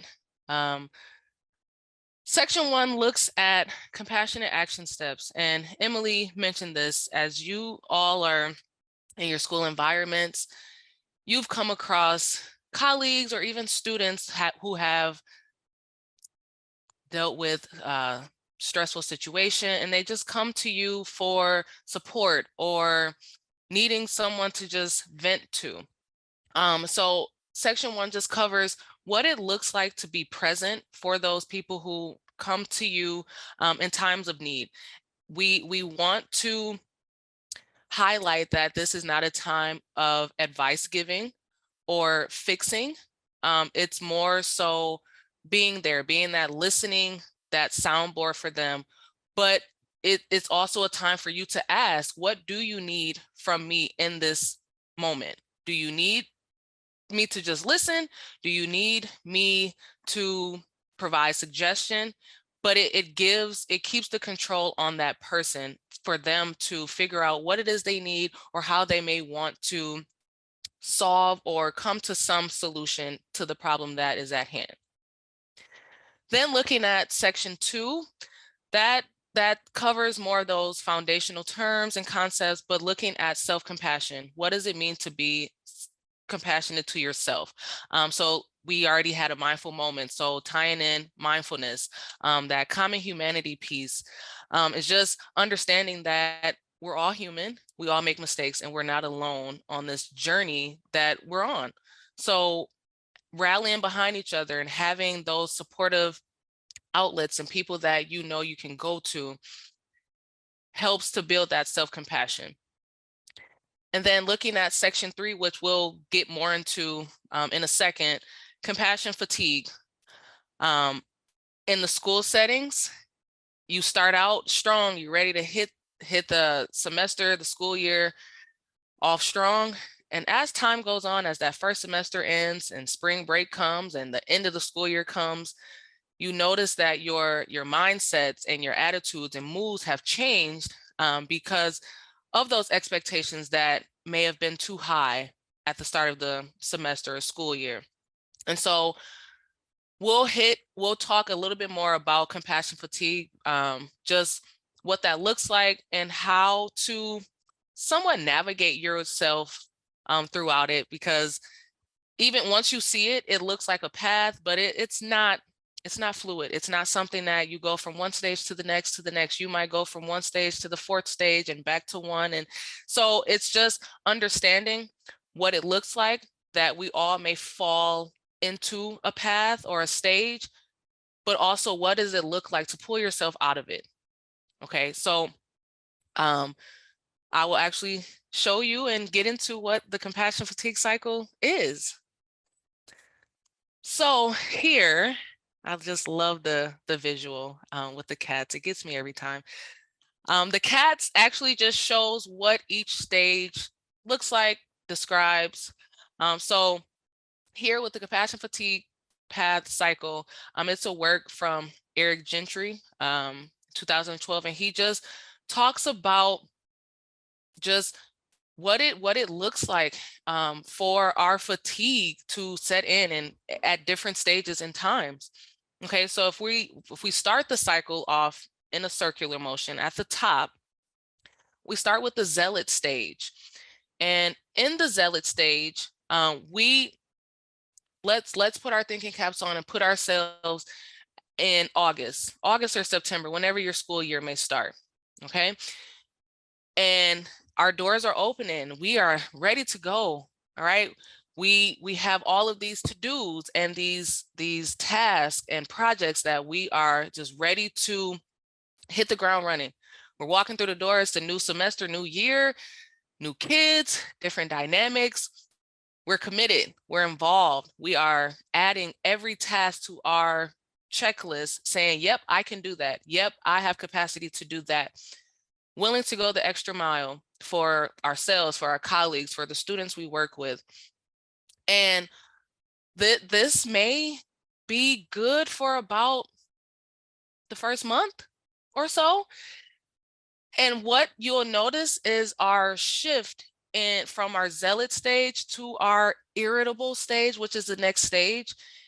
And the biggest reason that we come from the zealot to the irritable stage, a lot has to do with those expectations. They're unrealistic. They're not clear. Okay, so we fall into this irritable stage because we're ready to go. We have 30 things on our to-do list, realizing that we can only maybe do about 10 of those. So now we're irritable and we feel we're angry. We have cynicism. Our creative juices and just ideas and thoughts have diminished because we've taken on so much that we're now projecting how we feel. And it's more of a sense of now you're realizing that you can't do all that you said you could do as the school year started. Okay, so you have this feeling of sadness, feeling of helpless and hopelessness, because you see you can't actually achieve or accomplish all the goals that you set out in August or September. So now we're irritable.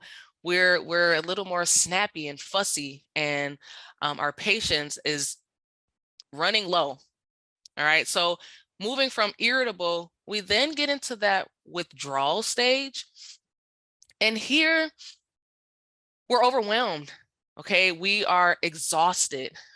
Physically, we just feel we may have headaches or our body aches because we now see that we can't take everything on, but we still actually have to do our job. Okay, so now we're battling.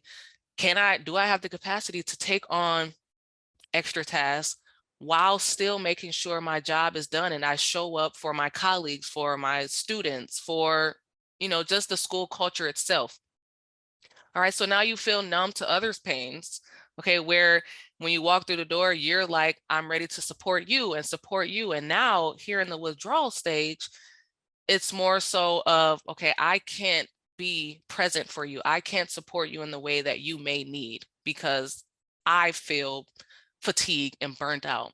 Okay, and also seeing some absenteeism, all right, where you may have showed up and your creative juices were flowing and your energy was high. Now you're just a body there, like you're physically there, but mentally you've almost withdrawn yourself to the point that I'm here because it's my job and I have to show up, but mentally I've checked out. So then getting from that withdrawal stage to that zombie stage, you have a sense that you can't ever do enough. But even in that thought of not being able to do enough, you feel that you're the only one that can do things or can accomplish certain tasks because you may feel that you have the tools and that you're the only one that can do it. So now you're going back and forth between, I don't feel that I'm enough or I have enough to do it, but I'm the only one who can do it. So here you have sleeplessness, sense of persecution, and it's almost your thoughts and vision becomes almost tunnel vision, where you shut out all of your supports around you. So looking at your colleagues, that leadership to support you, knowing that you are burned out now, you've cut out all of your supports because of that feeling of only I can do this. So that zombie stage, that leaves you almost just showing up and just going through the motions. And if we again bring back the thought of when we start the school year, we're in that zealot, about Christmas break time, we've withdrawn. You get to about spring break towards the end of the school year. Now you're just going through the motions to get through the year. Okay, what do I need to do to just get through, to finish? Okay, so then that gets us to this unwell versus renewal. I'm looking at burnout and compassion resilience. So for unwell, you have this place of illness, fatigue, state of overwhelm or hardiness. Or you can look at building that resiliency for yourself and transformation, understanding that every day looks different. You may run into a situation with a colleague or even a student that just flips your day upside down. And you're like, you know what, I've checked out. But in building that resilience, getting to that compassion resilience, we want to look at what keeps you filled up, even through those times of difficult situations or circumstances. What keeps you built up? Okay, because it happens throughout our day. We'll run into a disagreement with someone, or a policy may change within the school building, cultures may change, and you're just overwhelmed. You're just had it to that point. But what techniques or skills do you have in place to keep that resilience built up, to keep you feeling that at the end of the day, yes, I did at least accomplish this, so that we can have that perspective shift of, oh, my day is just terrible, nothing is going well, to, this happened, but these 10 other good things happen to keep yourselves built up. So that's the breakdown of the compassion fatigue cycle. Again, I just want to point out that this is not a fluid, circular path. You may start at zealot and go right into withdrawal. Okay, but the goal is to not get back to that zealot stage, because that you still can burn yourself out by taking on too many things at one time. Okay, so we want to highlight and just make sure that you all understand that we want to get to that compassion resilience. Okay, you'll still maybe touch on these stages, but the end result is being compassionately resilient for yourself, so that you can then still support your colleagues and the students you work with, and just have that compassionate culture for yourselves and others. All right, so at this time, go ahead, Emily. Oh, I clicked it too fast. I wanted to add one more piece too. Yes. Just and I loved how you, as you explained, Brittany, you mentioned like, picture yourself beginning of the school year and how that progresses throughout. Also picture your teams and your whole building and your whole district, because a lot of times you can see this being played out on all those levels. And I'm sure that brings to mind a couple of examples in your head.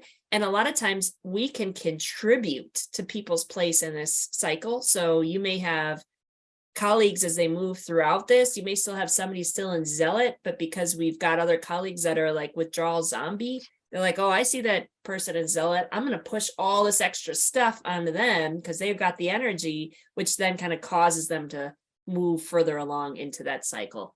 So just another use of the cycle you could use as you think about supporting your full teams and buildings as well.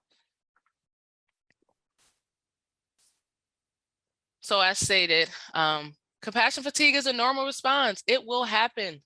It will. We will get to that. We all get to that point of burnout and just feeling that we cannot take on anymore, just given overwhelming circumstances, what have you.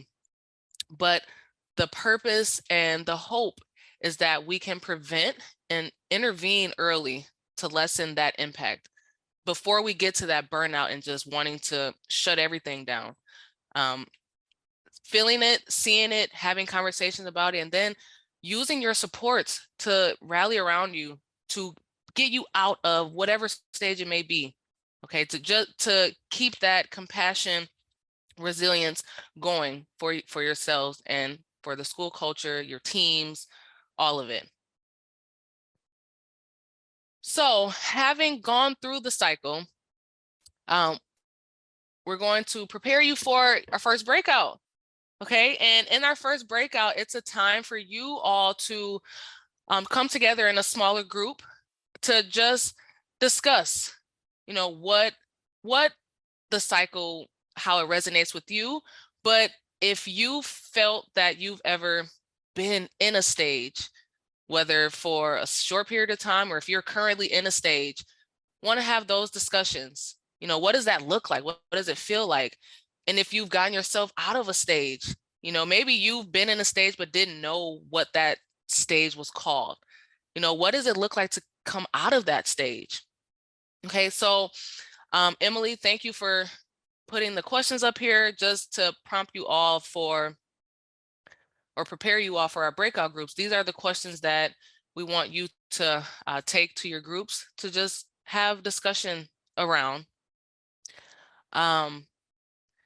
Emily also popped into the chat, the Jamboard session. Emily, if you want to explain just how we're going to do this so that there's no confusion.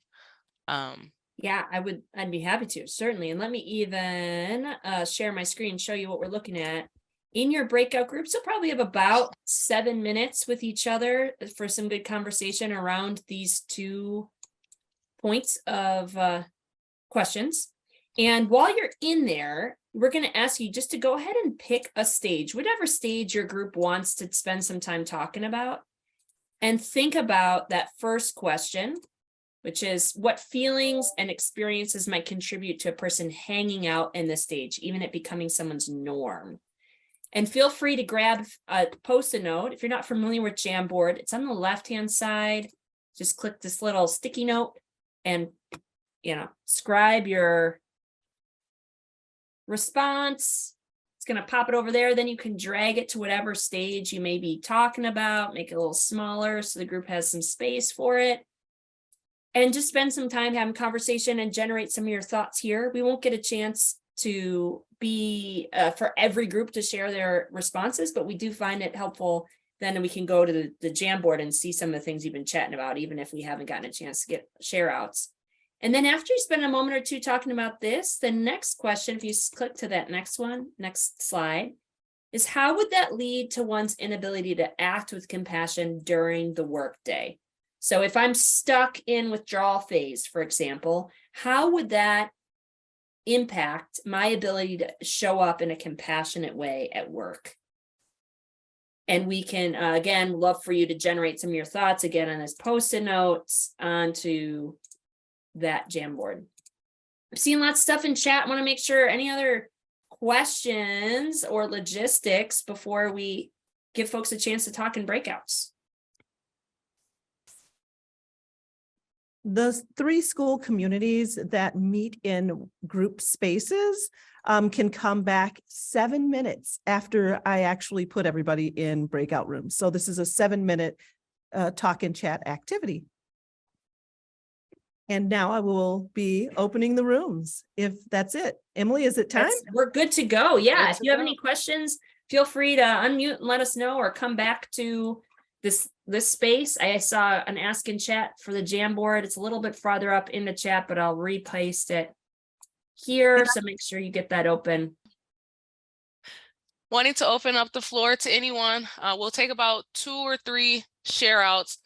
How did the breakout groups go? Did you find anything surprising? How were conversations? Anything regarding the cycle of fatigue? Just wanting to hear from a few people. So I'll give you the floor. Whomever wants to come off mute or put into the chat some of your thoughts. One of the similarities that we had in our group was the idea that it seems like there is an ability to compartmentalize and almost like zoom in and zoom out. So like the very base, like your classroom, you might have a very, might be in a different stage, but as you zoom out to a larger picture, whether it's full school or a different initiative or district, you can be at a totally different stage depending on kind of what's happening in those different areas of your workday or, school year. Yeah, thanks for that. And that's also incorporating from the individual to the teams to the systems. So you're tying it all in. Thanks for that share. Anyone else? I'd say in our group, we could all just relate to, while I've never seen that cycle before, it hit home hard.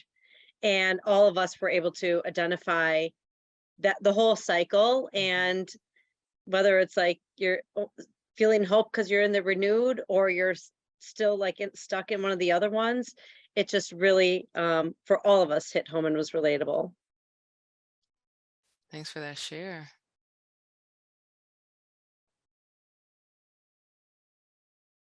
Any others? And if not, feel free to continue to use the Jamboard as thoughts and reflections come up. But we do want to be respectful of time. That was the first chunk of the toolkit. So at this time, if there are no other comments, thoughts on that cycle of fatigue, wanting to give you all a 10-minute break, just to take a moment to take your eyes off the screen, stretch, water break, bathroom break, whatever you may need. So at this time, it is 11:11, so 10 minutes, about 11:21. We'll be back to cover the second chunk of the toolkit. All right, so enjoy your break, everyone. Back. I hope you got a chance to get up, move a little bit, stretch, at least take those eyes off the screen even for a moment.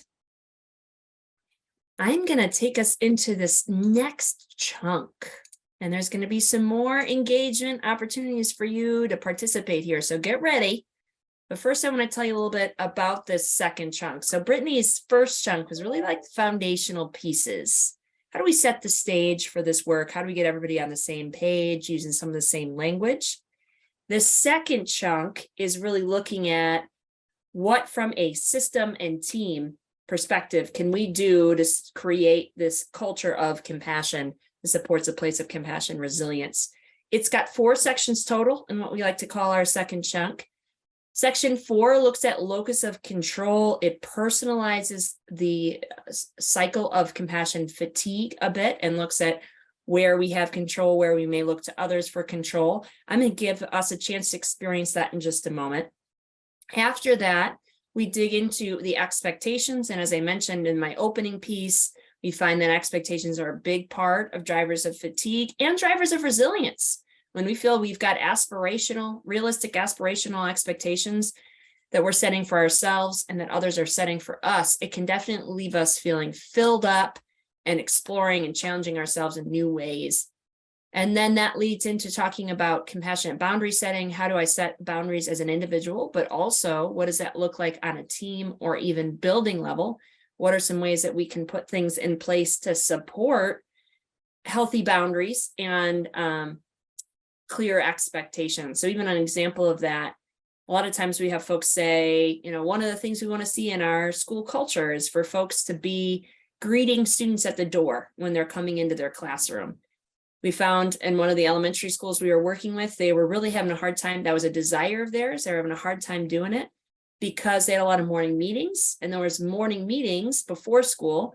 We're oftentimes running up really close to the bell. So they found that they were barely getting to their room in time for the bell to ring and to start class. So certainly not there in enough time to greet students in the way that they wanted to. So the building put kind of a boundary in place and said that all meetings have to end at least 15 minutes before the bell rings to give teachers time to get back to their room to welcome students. So just an example of how that one can be used at a building level. And then how all these things come together and look at staff culture. How do we create a roadmap for the kind of culture we're looking to have? And how do we support each other in meeting and being on that roadmap on a consistent basis? I'm going to just, for the sake of our time, I'm going to give us a chance to continue this conversation of compassion fatigue. Again, looking in section number 4 around locus of control. And I'm going to do an exercise with you called our drivers of fatigue and drivers of resilience. I'm going to use our Jamboard again. So I'm going to stop sharing this screen and I'm going to bring up our Jamboard.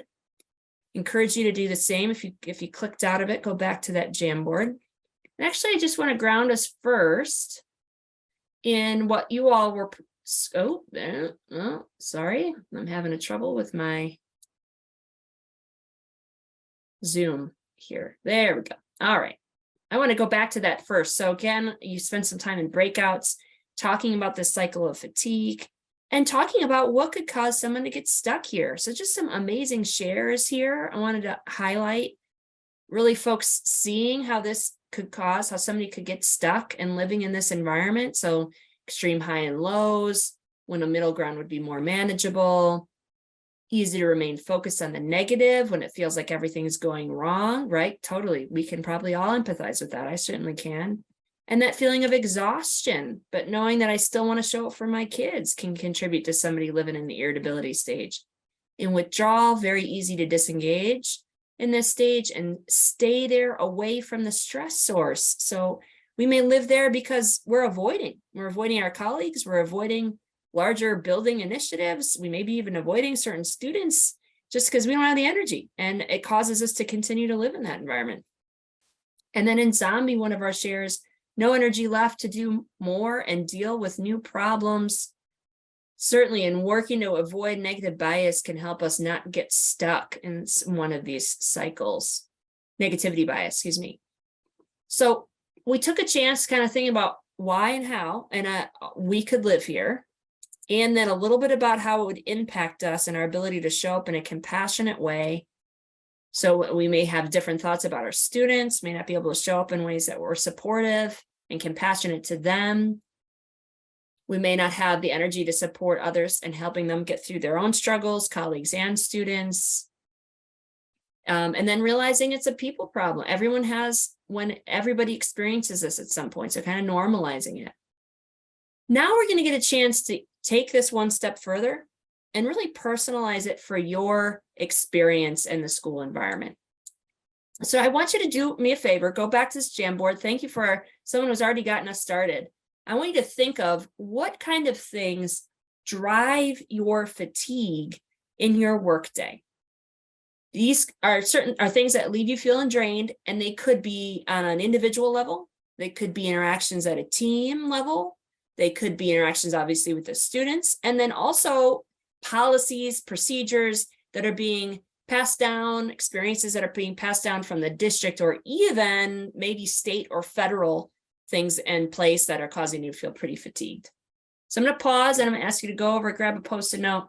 I'm going to start moving them around too for folks as you get them on there.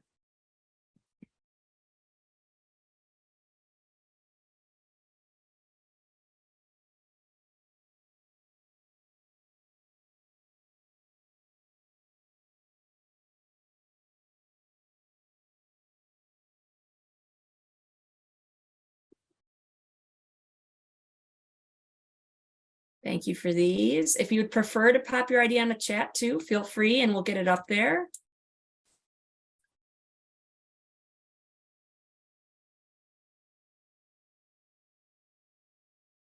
Yeah. I'm going to start to group them a little bit. I wonder if this people playing games. Is that all people? Students playing games? Staff playing games? Literal games or like figurative games? We have so many questions.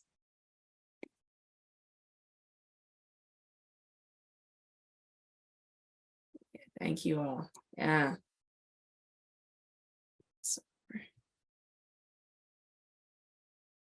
Mm-hmm.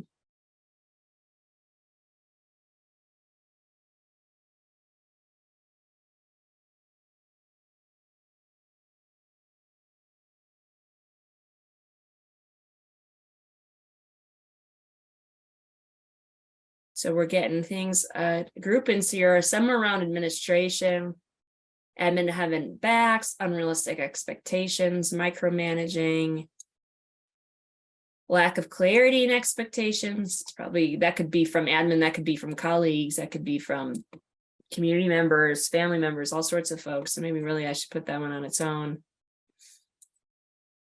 Not seeing any change, personality conflicts, not enough time in the schedule to do all the things.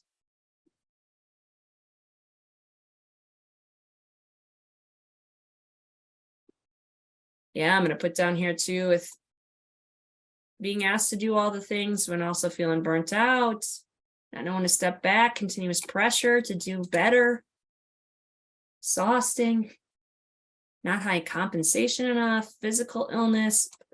Here. Thank you all for contributing this, your feedback.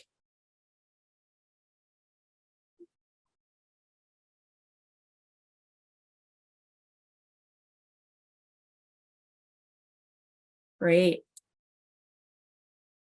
I'm going to ask you as you start to pause with your thoughts here, we're going to do another round, moving some of our things around.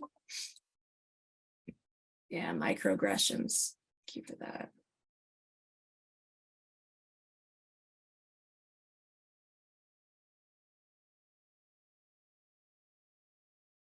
And Brittany, I'm going to ask if you could help me on this one. If you see any other groupings, well, I'm going to have us go to the next slide. Feel free to pair things together that seem to go together.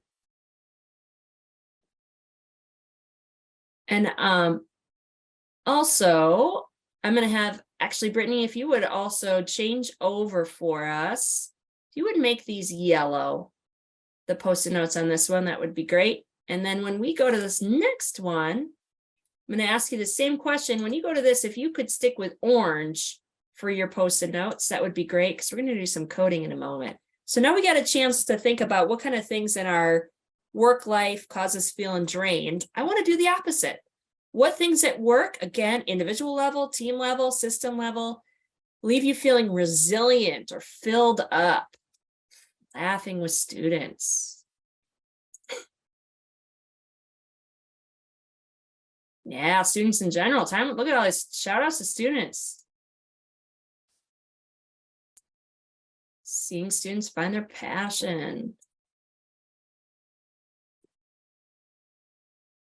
Creative opportunities, stories of student success, funny texts, humor, the aha moments,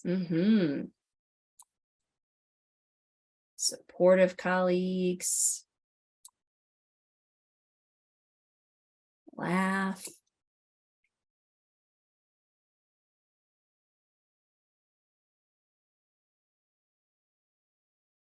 Community building time, seeing enjoyment.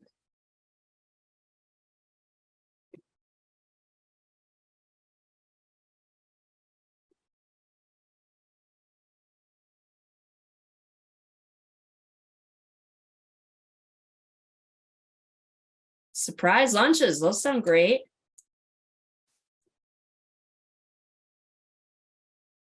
Good conversation with supportive work friends. Inside jokes, it's humor, right? I'm seeing a lot of shout outs for humor, whether from students or from colleagues with colleagues. Abby Blue's Cookies, I don't know what that is, but sounds fantastic. Creative, I'm going to put new opportunities initiative with creative opportunities, creative problem solving, laughing again, put growth and learning down here. Seeing a lot of similarities. Yeah, PTO, time off.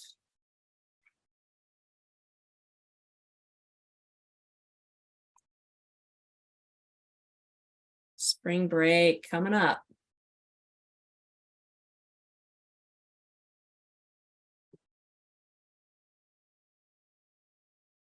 It's weather.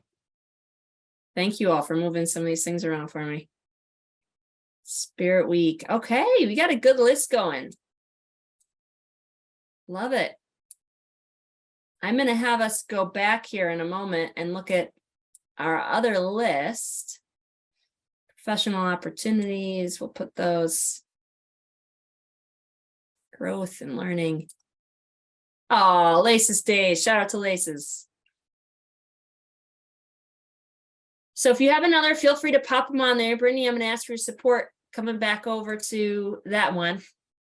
And we're going to relook at our drivers of fatigue. So we've got a lot of ideas generated here. I'm going to take a moment just to get a chance to look at it. Everything from, we got some tech difficulties, we hear a lot of complaining.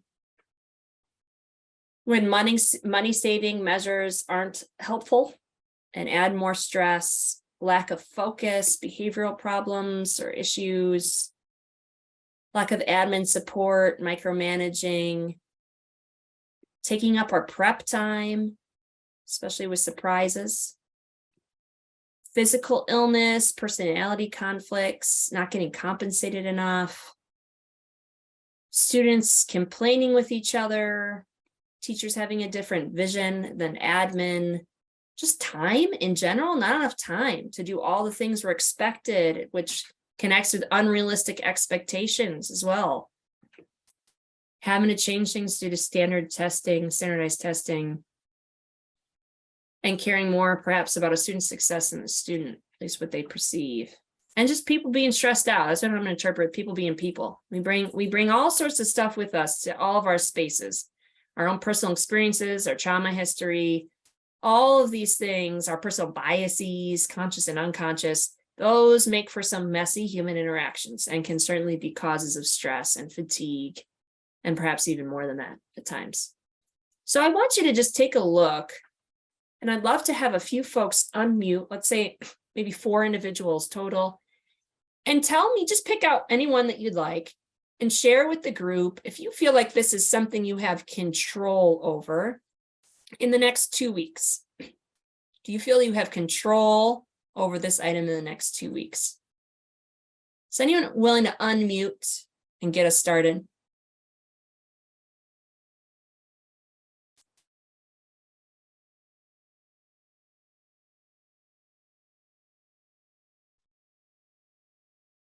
Okay, I'll go out there. Appreciate you. Yeah, hey, this is Mickey from Alverno. So, I didn't write this one, but I like this one, people being people. Because it's the most challenging one. Because at first glance, you're like, no way, how would I ever be able to control that? But I know that there's a way to control it. Maybe it's reframing, maybe it's, I don't know. So that's what, so You kind of I feel like you're the in-between, Mickey, like Yeah. maybe there's something you could do, but Yeah. And Yeah. so I'm thinking about what was said in the last presentation about reframing situations. There's a part of me that knows intellectually, you can probably apply that here, but I don't see it clearly. Yeah, certainly the expectations, we make sure we're having clear expectations with folks, clear boundaries, so it's communicated what is acceptable to us and not acceptable to us, our perspective even on how we're engaging with that person. All those things certainly would make a difference. And at the end of the day, we can't control other people and their behavior. Ultimately, that's up to them. So I put it in blue because it's kind of an in-between. Maybe a little bit of control, but not full control. Thanks for kicking us off, Mickey. Can I have another share? I think for me, I put a post-it note that said complainers that detract from learning time. And I've thought of a way to kind of combat that in the next 2 weeks, which in my classroom, which is kind of to be very clear that we'll have questions and that we'll take questions, but we won't take complaints. So you set a real clear boundary there, Beja, like this is what is going to happen here. This is not going to be something that's the complaint's not going to be tolerated. We're going to funnel it in this other way. So you feel like in 2 weeks, you do have control over that one. Thank you for sharing. I made that one green for control. What another share?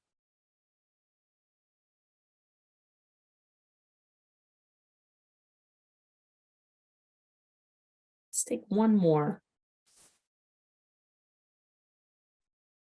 I didn't write this one either, but I think this is one that could have some control. It's the technology not working. Maybe there within the next 2 weeks, you can look at specific technology that's not working for you and seek to go to your IT guy, ask some questions, try to problem solve, and maybe use some of the help topics from Google. Just try to educate yourself on the technology that you're using and be more effective with it. Awesome. Thanks, Tim. So generally speaking, you feel like that's something in the next 2 weeks you could have control around, tech network and reach out for help, do some Google tutorials, see if that can make any sort of progress. I'm going to give us a chance to move over to our other one and do this with this drivers of resilience as well.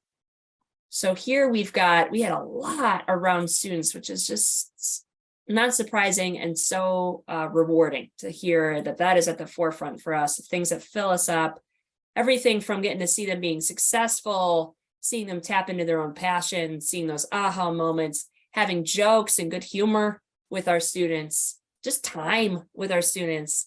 All those things are around our drivers of resilience. We also have a lot around colleagues. So humor with our colleagues, being understood by our colleagues, just connection in general with our colleagues, growing together. And then we have one around time off, PTO, spring break, also some exterior things like nice weather, surprise lunches. Or then another at the bottom around creative problem solving, creative opportunities, new initiatives, seeing parent support and parent buy-in. And then LACES, that extra support that we've got outside the classroom environment or outside the school building even, that's supporting our growth and our work with our students. So again, I'm going to ask for a couple shares. If you wouldn't mind unmuting, picking one, and telling us in the next 2 weeks, is this something you feel you've control around?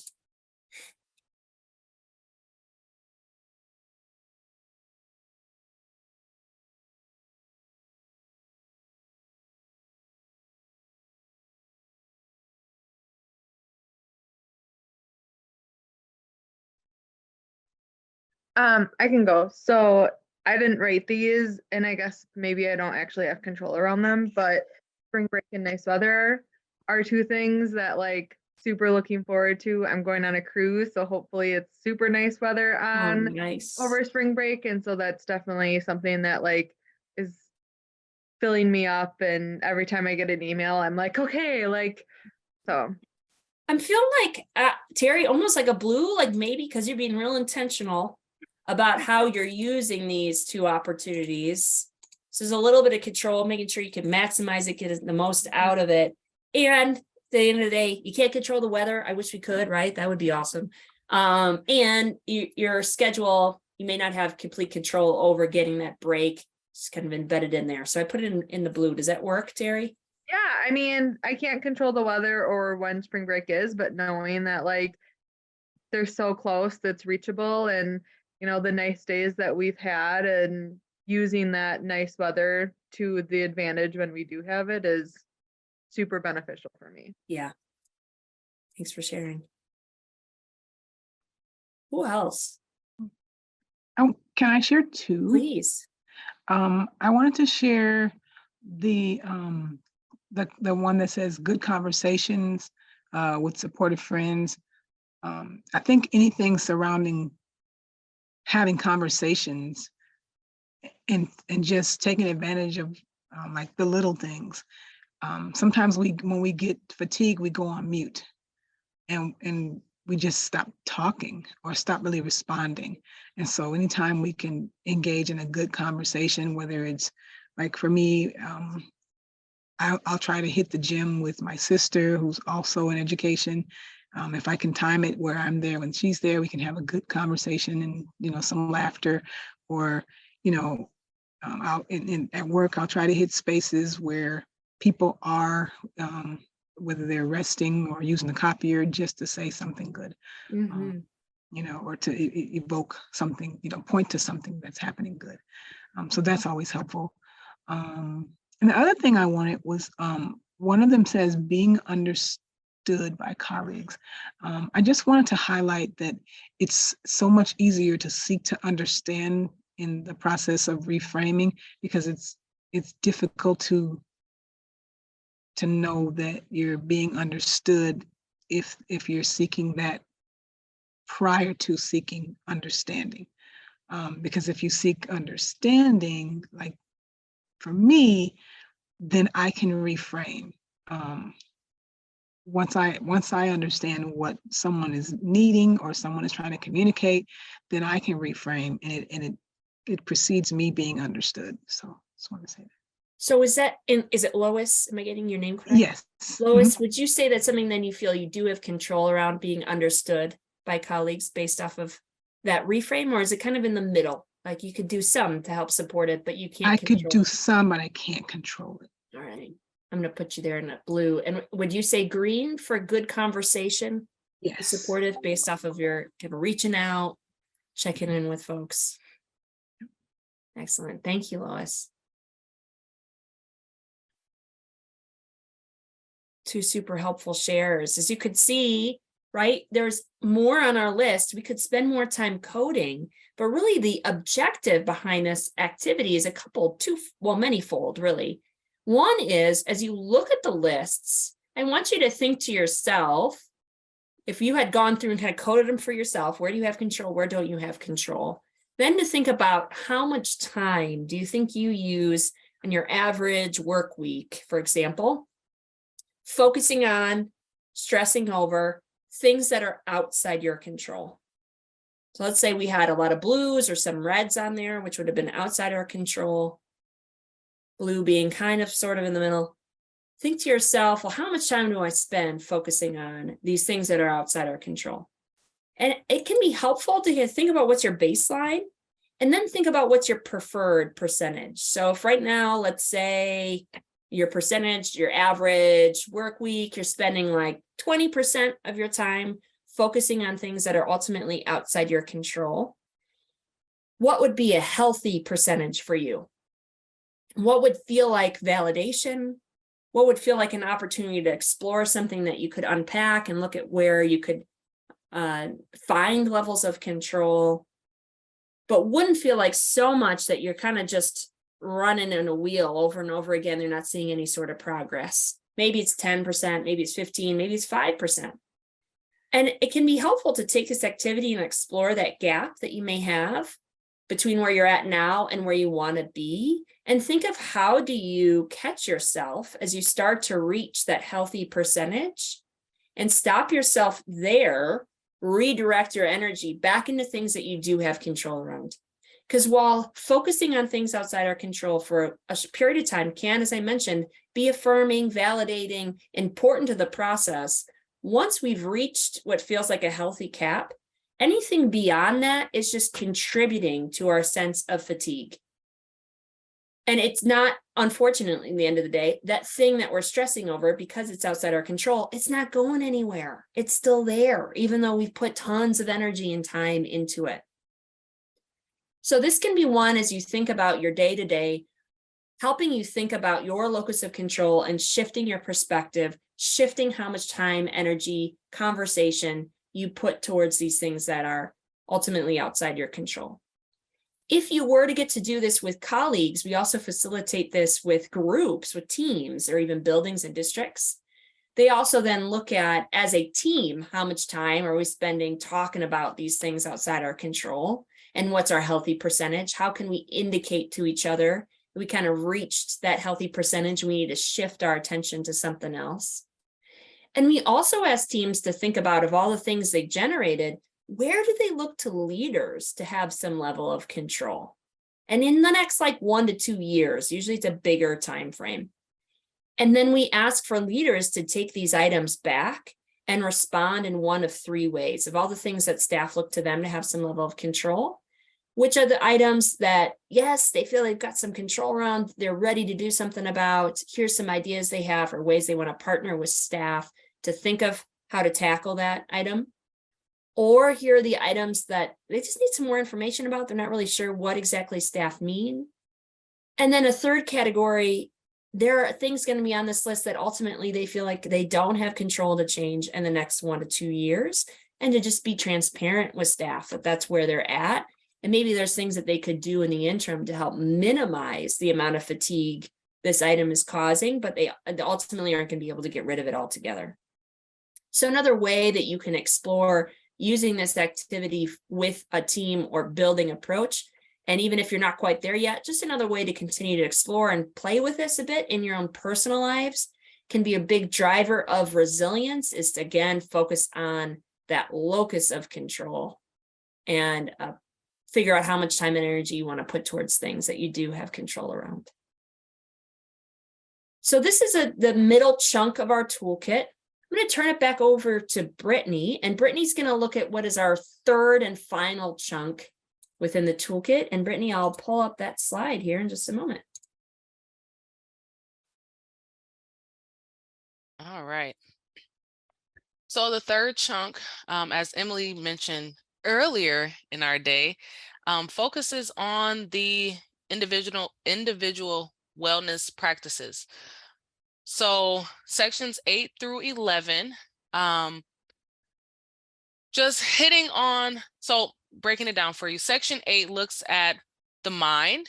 And before we even get into that, Emily, can you pop into the chat the wellness assessment? Yes. So here is our compass of the 4 quadrants that the wellness compass makes up. So you have the mind, the heart, spirit, and strength. And each quadrant is a section in the toolkit. So when you look at the mind, that really focuses on work and organization. Okay, so Emily popped into the chat the wellness assessment. If you click on that link, that opens up the full assessment, and it breaks down all 4 quadrants of the wellness compass. So really what that entails is it's an assessment for you to take, and it doesn't look at the goods or the bads of yourself. It's actually looking at what areas within the mind, the spirit, the heart, strength, can you improve self-care practices for yourself? So looking at the mind, that looks at work, organization, how you organize your time, your priorities, things of that nature. If we look at section 9, spirit, core values and rest and play. So how do you balance your work-life balance, like to keep yourself renewed? You know, or you put in so much time into your work that your play per se is not a priority for you. But also looking at those core values, you know, developing that personal value system that you carry out, like your personal mission, and supports that, you know, puts meaning behind the work that you do. So if that's a section that you're like, you know what, I want to be better with my spirit. Okay, take the assessment, see where you fall, and then just looking at maybe one statement, because looking at the whole assessment and trying to beef up your self-care is not realistic. So looking at maybe one or two in that section to say, yep, this is maybe a 1. How can I improve, or what practices or techniques can I implement for myself to improve that? Looking at section 10, strength, stress resilience and care for your body. So stress, how do you deal with stress?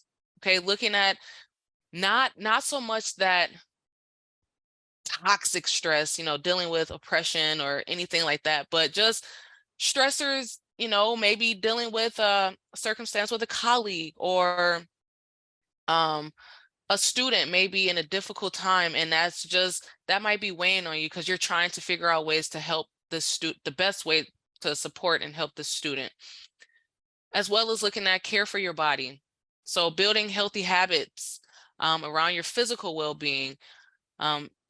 Maybe that's taking more walks, or implementing baths or massages or whatever it may be. I know for me, I would love to implement massages once a month or every other month, just to keep my body in tune and upbeat. So what does that look like for you? How do you implement or improve those practices for yourself? And then section 11, the heart. I'm looking at relationships and emotions. So creating and maintaining healthy connections with others in your life, family, friends, colleagues, students, community, you know, people in the community. What does that look like for you? How important, or how do you prioritize relationships?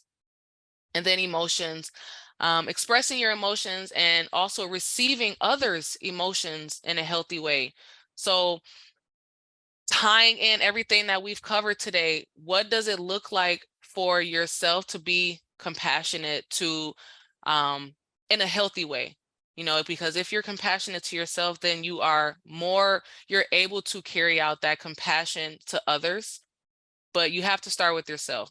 So if you're not, you know, compassionate, or you haven't figured out ways to keep that resilience built up, you can't really carry that out or support others in a way that would be best for them as well as for you.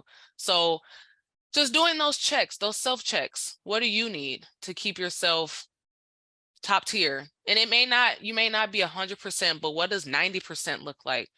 You know, going into those spaces where you may have to deal with different dynamic shifts and culture changes, and administration or supervisors that, you know, you may felt at a time you weren't confident enough to approach that person, but understanding what you may need to be open, to be vulnerable, that help, whatever that looks like for yourself, that self-care and knowing what you need, that really covers what the heart talks about. So I recommend at some point, not now, just completing that wellness assessment for yourself, seeing, where you may have lower numbers. And again, it is not based on good or bad or how good of a person or bad of a person you are. It's more of, where can I improve my self-care for myself so that I can be my best self person for those that I support, friends, colleagues, students. So that's really what the wellness assessment looks at, ways to improve your self-care techniques. So at this time, we are going to get into our last breakout group. Here are the questions.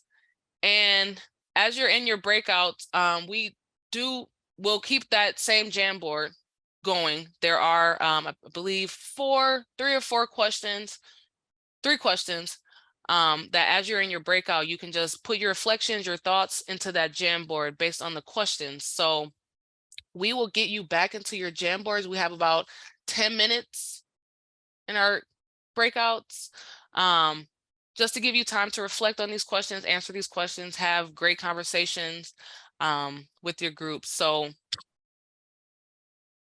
may I jump in, Brittany? Yes. I think we may stick to closer to 8 just because we want to have enough time to cover a few more pieces before we close out at 12:15.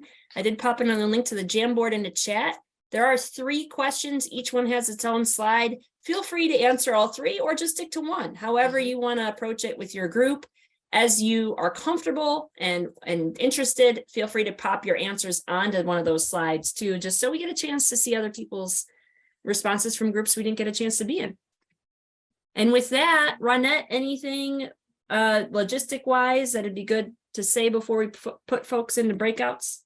No, I have set it for about 8-9 minutes, and those of you who are in those other spaces can come back in about 8 to 10 minutes. Welcome back. Thank you for that moment to pause and check in with each other around these 3 powerful questions. So we talked about with this third chunk, these are about those individual practices. What can you do for yourself to build your sense of compassion, resilience? And my goodness, y'all, if you haven't checked out the Jamboard, there's some powerful stuff here. I'm going to share my screen and just read off a couple of them. This one around what led you to your field of work. Here's one that says, where to go? I wanted to follow in my grandpa's footsteps. He was a local hero as a teacher and a coach. So touching. I grew up with teachers. I wanted to be a teacher from the time I could talk. My first students were dolls. The high school aptitude test told you to go that route, huh? Inner feelings, being able to be creative, passion for working with kids. So lots of thoughts here about what led you there. It can be really fulfilling and bring us to a place of resilience when we tap back in to our initial hopes, dreams, and passion for coming into the work that we're doing. So it's a chance to reflect on that with colleagues with that question. Our next one, what's a personal value of yours that connects to the work that you do? Giving grace, empathy, representation matters, exploration and experimentation, growth, to be seen, heard, and loved, social change, love of learning, creativity, right? Beautiful. Another huge thing that there are actually research that shows when we're able to connect back to our personal values and see it playing out in our work, everyday work, that has more meaning and power in our job satisfaction oftentimes than compensation. So just the chance for us to take pauses throughout our days and think back to those core values and how we see them coming out in the work that we're doing can again be a really big driver of a sense of resilience. And then our final question, what is one way you find joy or rest in your workday? So there may be some suggestions on here, additional ideas for you. We got a lot for coffee breaks, snack, chatting with coworkers, food, cherishing funny moments, being able to talk and vent with your people, puzzle time at lunch and recess with kiddos, in connection with students and staff. Thank you all for that. Great to reflect on. Yeah, and laughing at least 4 times a day. Appreciate that. Chimes for us to continue to think about ways we can interject joy and rest throughout our day. It's what life's about, right? Enjoying it. So making sure we're highlighting that is super important. Thank you for a chance to engage in those questions. And in our last few moments here, Brittany and I just want to kind of talk to you about real quick, what's one last section. As I mentioned, there's 12 sections total, and we just touched on 11. There is a 12th section in the toolkit, and it's about how do we take this information and apply it to what we call kind of that second tier. So the first being all those folks we interact with on a regular basis, coworkers and students. The second tier in a school environment would probably be those parents, caregivers, community members, very much still in need of our compassion and can be harder at times just because we haven't had a chance to build those relationships.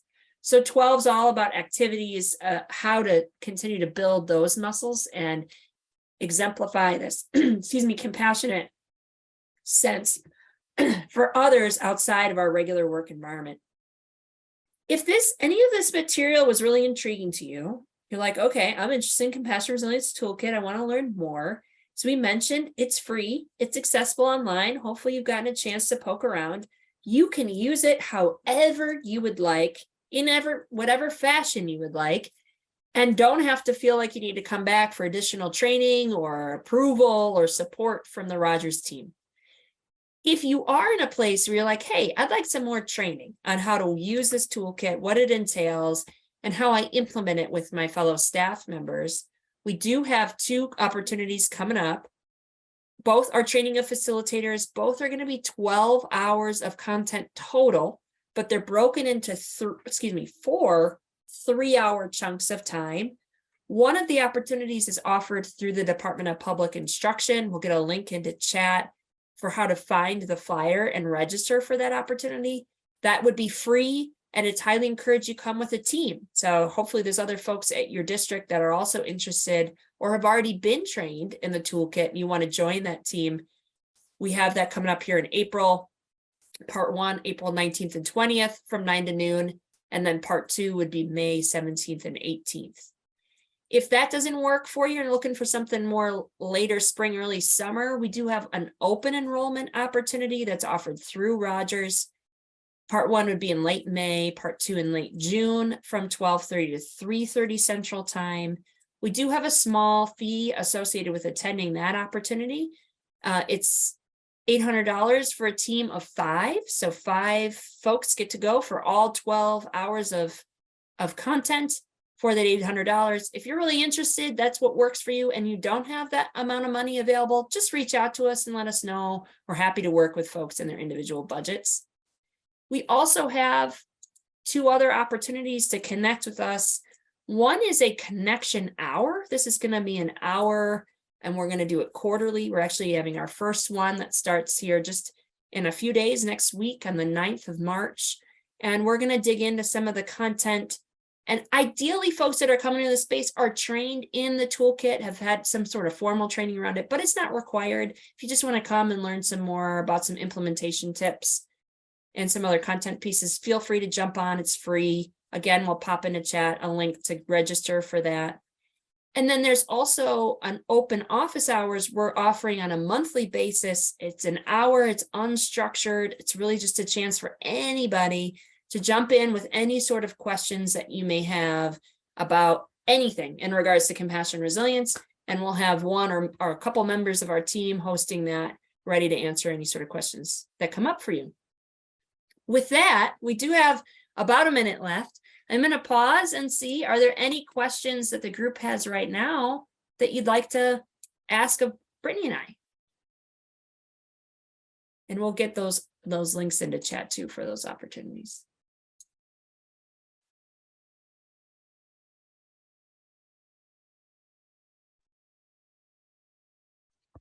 There was a question that came up regarding the wellness assessment. Wanting to know what is normal, what's a normal, like if you add the numbers up, if there is a I so appreciate that, y'all. Did you want me to tackle it, Brittany, or do you want to? Go ahead. Okay, I just so relate to this, y'all. So actually, you don't have to add them up. I did the same thing. There's no need to add them up at the bottom. it's actually asking, what do you feel is your overall balance among all of these things? Do you feel like you're at a 3? Do you feel like you're at a 1, or maybe not at all? You don't feel like you have any balance. So there's no need to do any sort of calculating or comparison to anyone else. As Brittany mentioned when she covered that tool, it's much more about what is a strategy in here that is working really well for me that I want to highlight and continue doing. And what's a strategy or two here that I think would benefit me that I'm not currently doing, that I want to prioritize in the next 2 weeks, let's say. Thank you for that question. Any others?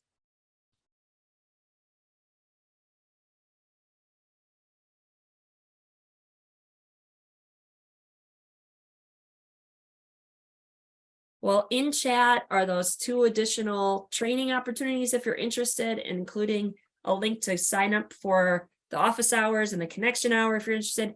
And just in general, if you ever have any sort of questions or need of support, that eliminatestigma.org website has an email address that goes to our full team, and it's wise@eliminatestigma.org. I'll pop it in the chat here as well. Feel free just to send us an email anytime we can be of support or resource to you and your teams.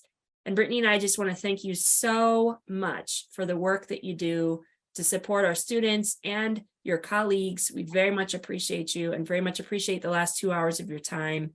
And thank you to LACES for hosting us. Emily and Brittany, I just want to say, I just appreciate your positivity and your wealth of resources that you've given our cohort. Just so appreciative for all of that. Those 2 hours really flew. So thank you for the ability to be interactive with the group. Really appreciate both the resources and the time with you. Please show Brittany and Emily some love in the chat. So great to have them. And for all you LACES cohort, the toolkit is actually on our online binder already as a part of the resources from today, if you want to access that. And I guess we'll also be adding these links that Emily shared so that you can know about upcoming opportunities to continue this work. So thank you, Emily and Brittany. So great to have you. LACES cohort, it is 12:17. We will regroup again at 1:15. Have a great lunch. Enjoy your time away from the screen. And it was a great morning with all of you.